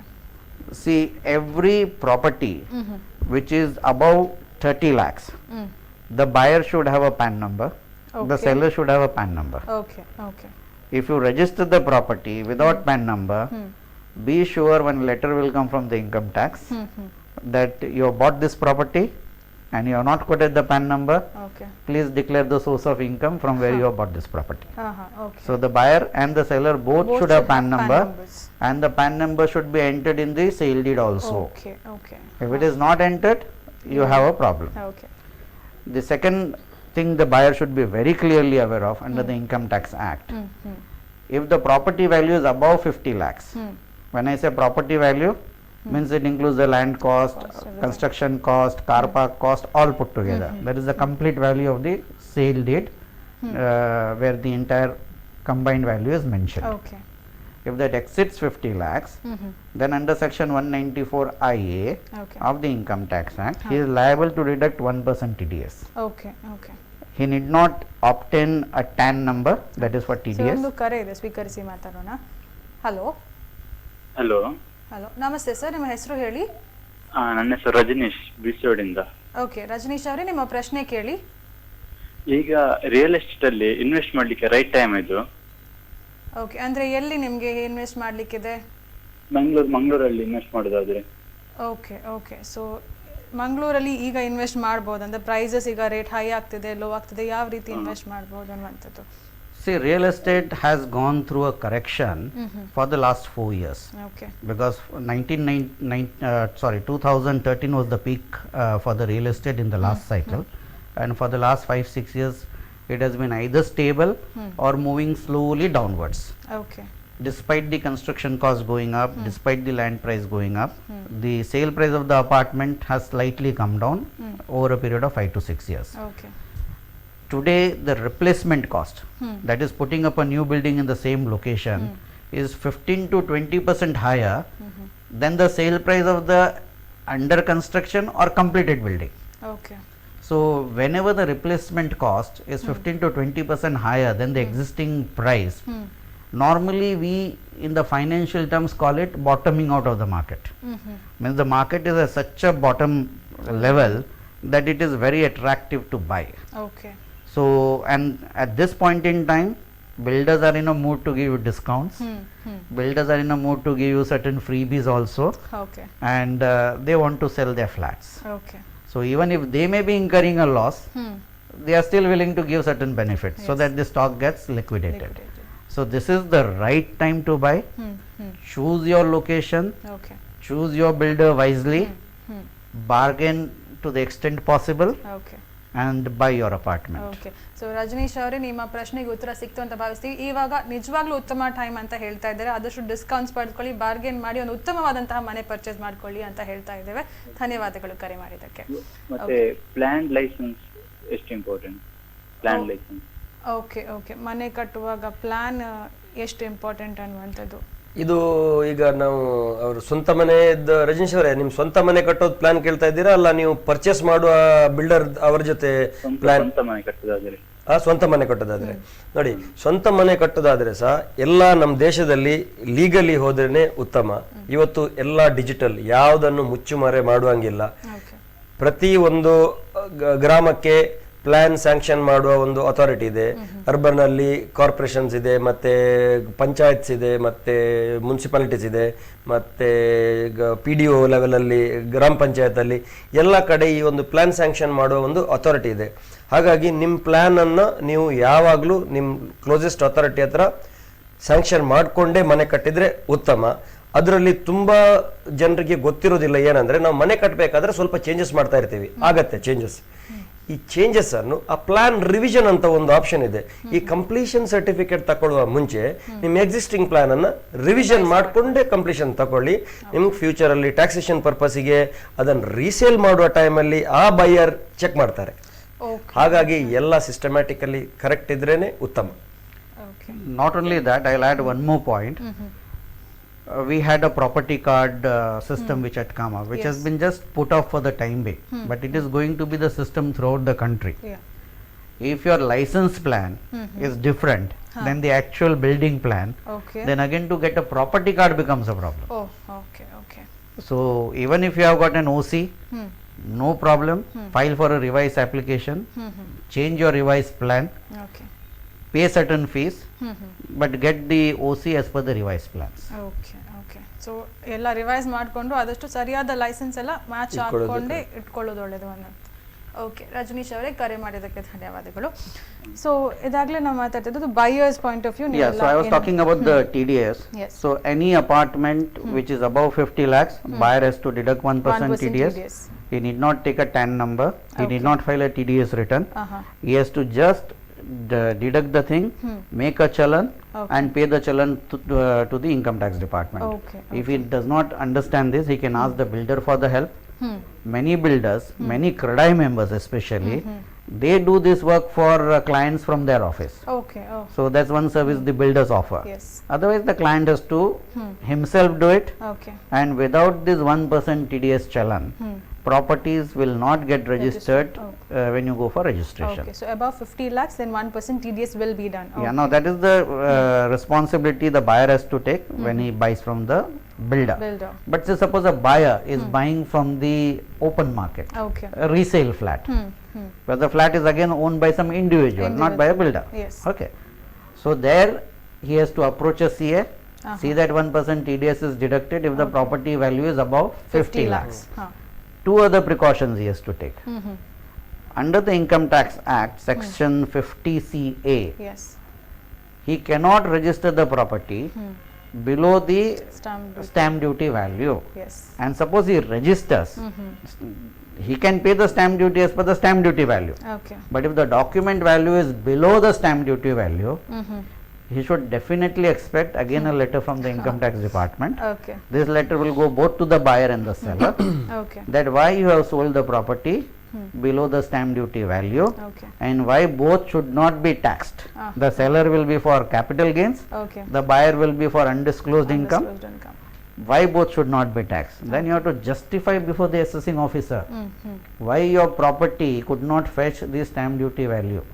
You know, it has to have certain specific reasons for that. Why you've registered it for? Otherwise you'll get into trouble. The other precaution you have to take is when you're buying. Call, we'll just answer it. Hello. Hello, ನಮಸ್ತೆ sir, ನಿಮ್ಮ ಹೆಸರು ಹೇಳಿ? ನಮಸ್ಕಾರ sir, ನಾ ಇದು Yogish pi ಅಂತ madam. ಅತಿಥಿಗಳಿಗೆ ನಮಸ್ಕಾರ. ನಾನು ಅಶೋಕ್ ನಗರದಿಂದ ಮಾತಾಡ್ತಿದ್ದೇನೆ. ಯೋಗೀಶ್ ಪೈ ಅವರೇ, ನಿಮ್ಮ ಪ್ರಶ್ನೆ ಕೇಳಿ. ಸರ್, ಇವಾಗ ಸರ್ ಈಗ ಒಂದೇ ಪಕ್ಷದ ಸೆಂಟ್ರಲ್ ಗವರ್ಮೆಂಟ್ ಕೂಡ ಇದೆ, ಇವನ್ ರಾಜ್ಯ ಸರ್ಕಾರ ಕೂಡ ಇದೆ, ಕೇಂದ್ರ ಸರ್ಕಾರ ಕೂಡ ಇದೆ. ಸೊ ಈಗ ಒಂದೇ ಪಕ್ಷ ಆದ್ರಿಂದ, ಒಂದೇ ಗವರ್ಮೆಂಟ್ ಆದ್ರಿಂದ ಈಗ ಮಂಗಳೂರಿಗೆ ಅವರಿಂದಾಗಿ ಏನು ಬೆನಿಫಿಟ್ಸ್ ಬರಬಹುದು? ನಿಮ್ಮ ಎಕ್ಸ್ಪೆಕ್ಟೇಷನ್ ಗಳೇನು ರಿಯಲ್ ಎಸ್ಟೇಟ್ ಡೆವಲಪ್ ಆಗ್ಬೇಕಾದ್ರೆ? ಯಾಕಂದ್ರೆ ನಮ್ಗೆ ಗೊತ್ತಿದೆ, ಒಂದು 2-3 ವರ್ಷದಿಂದ ಮ್ಯಾಂಗ್ಳೂರ್ ಮಾರ್ಕೆಟ್ ತುಂಬಾ ಡಲ್ ಆಗಿದೆ. ಸೊ ನಿಮ್ಮ ಎಕ್ಸ್ಪೆಕ್ಟೇಷನ್ ಏನಂತ ನೀವು ಅಭಿಪ್ರಾಯ ಪಡ್ತೀರಿ ಸರ್? ಯಾವ ರೀತಿ ಗವರ್ಮೆಂಟ್ ನಮ್ಗೆ ಸಹಾಯ ಮಾಡಬಹುದು ಮಂಗಳೂರಿಗೆ? ಏನೆಲ್ಲ ಬಂದ್ರೆ ಉತ್ತಮ? ನಮ್ಮ ರಿಯಲ್ ಎಸ್ಟೇಟ್ ಡೆವಲಪ್ ಆಗ್ಬೇಕಾದ್ರೆ ಏನೆಲ್ಲ ಮಾಡ್ಬೇಕು ಅಂತ ಒಂದು ಪ್ರಶ್ನೆ ಇತ್ತು ಸರ್ ನನ್ನ. ನಾವು ಮಂಗಳೂರಲ್ಲಿ ಕೇವಲ ರಿಯಲ್ ಎಸ್ಟೇಟ್ ಡೆವಲಪ್ಮೆಂಟ್ಗೋಸ್ಕರ ನಾವು ಕೆಲಸ ಮಾಡ್ತಾ ಇಲ್ಲ. ನಾವೊಂದು ಮಂಗಳೂರು ಓವರ್ ಆಲ್ ಸಿಟಿ ಡೆವಲಪ್ಮೆಂಟ್ಗೆ ತುಂಬಾ ಕೆಲಸ ಮಾಡ್ತಾ ಇದ್ದೀವಿ. ಕಡೆಯವರು ಅಡ್ಮಿನಿಸ್ಟ್ರೇಷನ್ ಜೊತೆ ಯಾವಾಗ್ಲೂ ನಾವು ಮೀಟಿಂಗ್ಸ್ ಮಾಡ್ಕೊಂಡ್ಬಿಟ್ಟು ಈ ಮಂಗಳೂರು ಸಿಟಿಯನ್ನು ಇನ್ನೂ ಸುಂದರವಾಗಿ ಹೇಗೆ ಮಾಡಬಹುದು ಅಂತ, ಸ್ಮಾರ್ಟ್ ಸಿಟಿ ಅಂತ ಬಂದಿದೆ. ಹಾಗಾಗಿ ನಾವು ನಮ್ಮ ಮಾನ್ಯ MP ಅವರ ಜೊತೆ 2 ದಿನ ಮುಂಚೆ ಒಂದು ಪ್ರೈವೇಟ್ ಮೀಟಿಂಗ್ ಮಾಡಿದ್ವಿ. ಮತ್ತೆ ಅವರು ಹೇಳಿದ್ರು, ಈಗ ನಮ್ಗೆ ಎಲ್ಲ ಸಮಯ ಈಗ ಉಚಿತ ಇದೆ, ಸ್ಟೇಟ್ ಸೆಂಟ್ರಲ್ ಎಲ್ಲ ಸೇಮ್ ಗವರ್ಮೆಂಟ್ ಇದೆ. ಹಾಗಾಗಿ ಅವರು ಮಂಗಳೂರಿಗೆ ತುಂಬಾನೇ ಸ್ಕೀಮ್ಸ್ ಅನ್ನ ಅನೌನ್ಸ್ ಮಾಡಿದ್ದಾರೆ, ಮಾಡ್ತೀನಿ ಅಂತ ಹೇಳಿದ್ದಾರೆ. ಸ್ಪೆಷಲಿ ಮಂಗಳೂರಿಗೆ ಒಂದು IT ಪಾರ್ಕ್ ಆಗ್ಬೇಕು ಅಂತ ನಾವು ತುಂಬಾ ವರ್ಷದಿಂದ ಪ್ರಯತ್ನ ಪಡ್ತಾ ಇದ್ದೀವಿ. ರೀಸನ್ ಯಾಕಂದ್ರೆ ನಮ್ಮ ಮಂಗಳೂರಲ್ಲಿ ನೀವು ನೋಡಿದ್ರೆ ಈ ಲಾಸ್ಟ್ ಜನರೇಷನ್ ಮಕ್ಕಳಿಲ್ಲ, ಇಲ್ಲಿ ಎಜುಕೇಟ್ ಆಗ್ತಾರೆ, ಇಲ್ಲಿಂದ ಎಲ್ಲ ಹೊರಗಡೆ ಹೋಗ್ತಾರೆ. ಯಾಕಂದ್ರೆ ಇಲ್ಲಿ ಅಪರ್ಚುನಿಟೀಸ್ ಇಲ್ಲ. ಈ ನಮ್ಮ ಊರಿನ ಮಕ್ಕಳನ್ನ ನಾವು ನಮ್ಮೂರಲ್ಲಿ ಇಡ್ಬೇಕು ಅಂತ ಪ್ರಯತ್ನ ಪಟ್ಟು ಎಲ್ಲರೂ ಬೆಂಗಳೂರಿಂದ ಮಿಡ್ಲ್ ಈಸ್ಟ್ ಅಥವಾ ಅಮೆರಿಕಕ್ಕೆ ಹೋಗ್ತಾರೆ. ಅದಕ್ಕೆ ನಾವು ಇಲ್ಲಿ ಒಂದು IT ಪಾರ್ಕ್ ಮಾಡ್ಬೇಕು ಅಂತ ತುಂಬಾನೇ ಪ್ರಯತ್ನ ಪಟ್ಟು ಈಗ ನಮ್ಮ ನಳಿನ್ ಕುಮಾರ್ ಅವರು ಮೊನ್ನೆನೆ ಹೇಳಿದ್ರು, IT ಮಿನಿಸ್ಟರ್ ಜೊತೆ ಮಾತಾಡ್ಬಿಟ್ಟು ಅದನ್ನ ಇಮಿಡಿಯೇಟ್ ಆಗಿ ನಾವು ಮಾಡಿಸ್ತೀವಿ ಅಂತ. ನಂಬರ್ 1. ನಂಬರ್ 2, ನಿಮ್ಗೆ ಗೊತ್ತಿರ್ಬೋದು, ಈ ಪ್ಲಾಸ್ಟಿಕ್ ಪಾರ್ಕ್ ಅನ್ನು ಅನೌನ್ಸ್ ಮಾಡಿದ್ರು ಸೆಂಟ್ರಲ್ ಗವರ್ಮೆಂಟ್ BJP ಅವರು ಇದ್ದಾಗ. ಇಲ್ಲಿ ಬೇರೆ ಬೇರೆ ಸರ್ಕಾರ ಇದ್ದಲ್ಲಿ ಸ್ವಲ್ಪ ಕಷ್ಟ ಆಯ್ತು. ಈಗ ಅದನ್ನು ಅವರ ಪುನಃ ಕೈಗೆತ್ಕೊಂಡು ನಮ್ಮ ಗಂಜಿಮಠದಲ್ಲಿ ಆ ಪ್ಲಾಸ್ಟಿಕ್ ಪಾರ್ಕ್ ಅನ್ನ ಈ ವರ್ಷ ಹೆಂಗಾದ್ರೂ ಮಾಡಿ ಅದನ್ನು ಮಾಡ್ಲೇಬೇಕು ಅಂತ ಪಟ್ಟಿಡಿದಿದ್ದಾರೆ. ಇದು ಇನ್ನೂ ಏನಿಲ್ಲ ಅಂದ್ರೆ ಒಂದು 2,000-3,000 ಜಾಬ್ ಕ್ರಿಯೇಷನ್ ಆಗತ್ತೆ ತಿರ್ಗಾ. ಪ್ಲಸ್ ಈ ರೋಡ್ ಲ್ಯಾಂಡ್ ಅಕ್ವೈರ್ ಮಾಡ್ಲಿಕ್ಕೂ ಎಲ್ಲ ಸುಲಭ ಅಂತ ಹೇಳುದು, ಯಾಕಂದ್ರೆ ರಾಜ್ಯ ಸರ್ಕಾರ ಕೂಡ ಒಂದೇ ಗವರ್ಮೆಂಟ್ ಆದ್ರೆ ಹೌದು ಅದಕ್ಕೆ ಬೇಕಾದ ಏನೆಲ್ಲ ಸವಲತ್ತುಗಳನ್ನು ಬೇಕಾದ್ರೆ ರಾಜ್ಯ ಸರ್ಕಾರ ಕೂಡ ಮಾಡ್ತಾ ಇದ್ದಾರೆ. ಹಾಗಾಗಿ ಈ ಗಂಜಿಮಠದಲ್ಲಿ ಆಲ್ರೆಡಿ ಅವರು ಎಕ್ವೈರ್ ಮಾಡಿದ ಲ್ಯಾಂಡ್ ಅನ್ನೇ ಒಂದು ಪೋರ್ಷನ್ ಅನ್ನ ಈ ಪ್ಲಾಸ್ಟಿಕ್ ಪಾರ್ಕಿಗೆ ಇದು ಮಾಡ್ತಾ ಇದ್ದಾರೆ. ಮತ್ತೆ ನಮ್ಮ ಏರ್ಪೋರ್ಟ್ ಇದ್ ಸಮಸ್ಯೆ ನೀವು ಹೇಳ್ದಂಗೆ ಈಗ ರಾಜ್ಯ ಸರ್ಕಾರನು ಸೆಂಟ್ರಲ್ ಸೇಮ್ ಆಗಿದ್ಗೋಸ್ಕರ ಈ ನಮ್ಮ ಏರ್ಪೋರ್ಟ್ ಸಮಸ್ಯೆನು ಸಾಲ್ವ್ ಆಗ್ಲಿಕ್ಕಿದೆ. ಈಗಲೂ ನಿಮ್ಗೆ ಗೊತ್ತಿರ್ಬೋದು, ಇಲ್ಲಿ ನಮ್ಮ wide bodied air crafts land ಆಗೋದಿಲ್ಲ. ಎಮಿರೇಟ್ಸ್, ಎತಿಹಾದ್ ಇಂಥ ಇಂಟರ್ನ್ಯಾಷನಲ್ ಇಲ್ಲಿ ಲ್ಯಾಂಡ್ ಆಗೋದಿಲ್ಲ. ಸ್ವಲ್ಪ ಸೇಫ್ಟಿ ಕನ್ಸರ್ನ್ಸ್ ಇದೆ. ಒಂದು 50 ಎಕರೆ ಅಡಿಷನಲ್ ಜಾಗ ಬೇಕು, ಇನ್ನೊಂದು 80 ಎಕರೆ ರನ್ವೇಗೆ ಜಾಗ ಬೇಕು. ಇದನ್ನು ನಮ್ಮ MP ಅವರು ತುಂಬಾ ಅದರ ಹಿಂದೆ ಶ್ರಮ ಪಡ್ತಾ ಇದ್ದಾರೆ. ಇದೆರಡು ಆದ್ರೆ ನಮ್ಮ ಟೂರಿಸಂ ಡೆವಲಪ್ಮೆಂಟ್ ತುಂಬಾನೇ ಇಂಪ್ರೂವ್ ಆಗುತ್ತೆ. ಹೀಗಾಗಿ ನನ್ನ ಪ್ರಕಾರ ಮಂಗಳೂರು ನೆಕ್ಸ್ಟ್ ಒಂದು 5 ವರ್ಷದಲ್ಲಿ ತುಂಬಾನೇ ಪ್ರಗತಿ ಕಾಣುವಂಥದ್ದು ನಗರ. ಓಕೆ ಸರ್, ನೀವು ಕೂಡ ಈಗ ಸ್ಮಾರ್ಟ್ ಸಿಟಿ ಲಿಮಿಟೆಡ್ ನ ಇಂಡಿಪೆಂಡೆಂಟ್ ಡೈರೆಕ್ಟರ್ ಆಗಿದ್ದೀರಾ. ಸೊ ಏನೆಲ್ಲ ಕಾರ್ಯಕ್ರಮಗಳು ನಡೀತಾ ಇದೆ ಮಂಗಳೂರನ್ನ ಇನ್ನೊಂದು ಸ್ಮಾರ್ಟೆಸ್ಟ್ ಮಾಡ್ಲಿಕ್ಕೆ ಏನೆಲ್ಲ ಮಾಡ್ತಾ ಇದ್ದೀವಿ ಅಂತ ಹೇಳ್ಬೋದಾ? Smart city we have to understand what is the amount available. Okay. In the 5 years period of the smart city, 500 crores will come from the central government, 500 crores will come from the state government. So 1,000 crores will be there. Then smart city can tie up with various other central government schemes, like Amrut and so and so forth. So another 200 crores will be coming from those schemes. So 1,200 crores is the fund available to spend. Now so many projects will be done by the smart city and so many will be done on PPP basis. Now what happens is on PPP basis, say like you take Central Market, or you take this Hampanghatta bus stand development, or you take MLCP. MLCP, or you take the Pumpville transit central bus station. All these things will be done on PPP. So each one of these will be worth, the project cost will be worth 300 crores to 500 crores. So that way total project cost of the smart city will be more than 2,500 crores. And this includes upgradation of your stormwater drainage, so that we don't have flooding situation. It's upgradation of your UGD, so that the old UGDs are replaced with the new UGDs. This will include upgradation of the roads, making roads smart, more public friendly, more pedestrian friendly, more even cyclist friendly. Then creating a corridor for tourism and recreation on the Netravati river. That's again a very important aspect. Then converting 10 government schools into smart schools. So like that there are various projects in that. and this will definitely bring in more employment, because so much gets executed, jobs get created. Yes. And so many projects will be income generating projects, where the smart city limited will get income, Okay. and from that income it will do further projects after a period of 5 years. Okay. So that way it will continue for a much longer period. There is a possibility that the central government may announce another package after 5 years for the smart cities, Yes. an additional package. Okay. That will also happen. Under the smart city, most important aspect is 24/7 water facility. Okay. That is done in collaboration with KUDFC. So just for our district, KUDFC is going to spend almost around 400 crores. Okay. Smart city is going to spend around 100 crores. So it will be a total project cost of 500 crores. Okay. Mangalore major problem in the last 5 years from a growth perspective is lack of water in the month of April and May. Even MRPL had to shut down. Now what happens when factories shut down? Yes. The cost of shutdown is Shutdown so would be huge. much more than It runs into hundreds of crores. Yes. Yes. And new industries will not come forward. Okay. If you don't give water, there's a problem. So this is all the thing in the smart so city. Yogesh Pai ಅವರೇ, ನೀವು ಒಂದು ಉತ್ತಮವಾದಂತಹ ಪ್ರಶ್ನೆ ಕೇಳಿದ್ರೆ, ಮಂಗಳೂರನ್ನು ಹೇಗೆ smart city ಮಾಡಬಹುದು ಅನ್ನುವಂಥದ್ದನ್ನು ಇನ್ನಷ್ಟು ಕರೆ ಮಾಡಿದ್ದಕ್ಕೆ ಧನ್ಯವಾದಗಳು sir.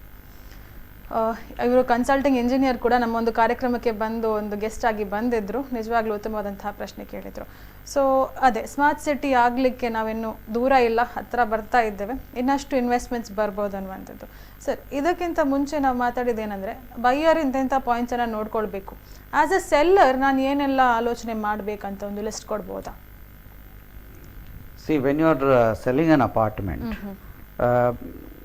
your responsibilities are very small. It's not that much rather than buying, because you have to just collect your money. ಇಲ್ಲಿ ಲಯಬಿಲಿಟಿ ಅಥವಾ ರೆಸ್ಪಾನ್ಸಿಬಿಲಿಟೀಸ್ ಜಾಸ್ತಿ ಅನ್ನುವಂಥದ್ದು. So the only thing you have to see that the buyer again deducts 1% TDS, and the documents are properly registered, and in fact midway we got cut off in the buyer's perspective. Perspectives. If a buyer is buying a flat from an NRI, Okay. he has to be doubly careful, because many NRIs own apartments in Mangalore, and many are reselling it also, and buyers are unaware of the TDS laws, and they are buying from the NRIs. Some are deducting 1% TDS, some are not deducting. From NRIs it has to be 20% TDS. It is not 1%. Yes. And be very, very careful about buying a flat from NRI without 20% deduction. Okay. Tomorrow income tax may issue a notice to the buyer, why TDS of 20% was not deducted. So NRI ಇಂದ purchase ಮಾಡೋದಾದ್ರೆ 20% ಅಲ್ಲಿ TDS ಮಾಡ್ಕೊಳ್ಬೇಕು ಅನ್ನುವಂಥದ್ದು. Okay sir. Yeah. From seller's perspective, the responsibilities are very, very limited. Only thing he has to see is that the registration document is at the stamp duty value and not below the stamp duty value. Okay. So that is the only thing that he has to check into. So ಎಷ್ಟೋ ವಿಚಾರಗಳನ್ನು ನಾವು ಮಾತಾಡ್ತಾ ಬಂದ್ವಿ, ಎಷ್ಟೋ ವಿಚಾರಗಳನ್ನು cover ಮಾಡಿದ್ವಿ. ಈ 1.5 ಗಂಟೆಯಲ್ಲಿ ತುಂಬ ಉತ್ತಮವಾದಂತಹ ಮಾಹಿತಿ ನಮಗೆ ಸಿಕ್ತು. ಈಗ ಕೊನೆಯದಾಗಿ ಬಿಲ್ಡರ್ಸಿಗಾಗ್ಬೋದು ಅಥವಾ ಬೈಯರ್ಸಿಗಾಗ್ಬೋದು ಸೆಲ್ಲರ್ಸಿಗಾಗ್ಬೋದು ಏನು ಅಡ್ವೈಸ್ ಅಂತ ಕೊಡ್ತೀರಾ sir? See, there's a very nice adage in English, don't be penny wise pound foolish. The meaning of this is, whether you are buying or selling, always consult your lawyer, always consult your chartered accountant, because there can be tax implications. Yes. If you are selling, there can be capital gains.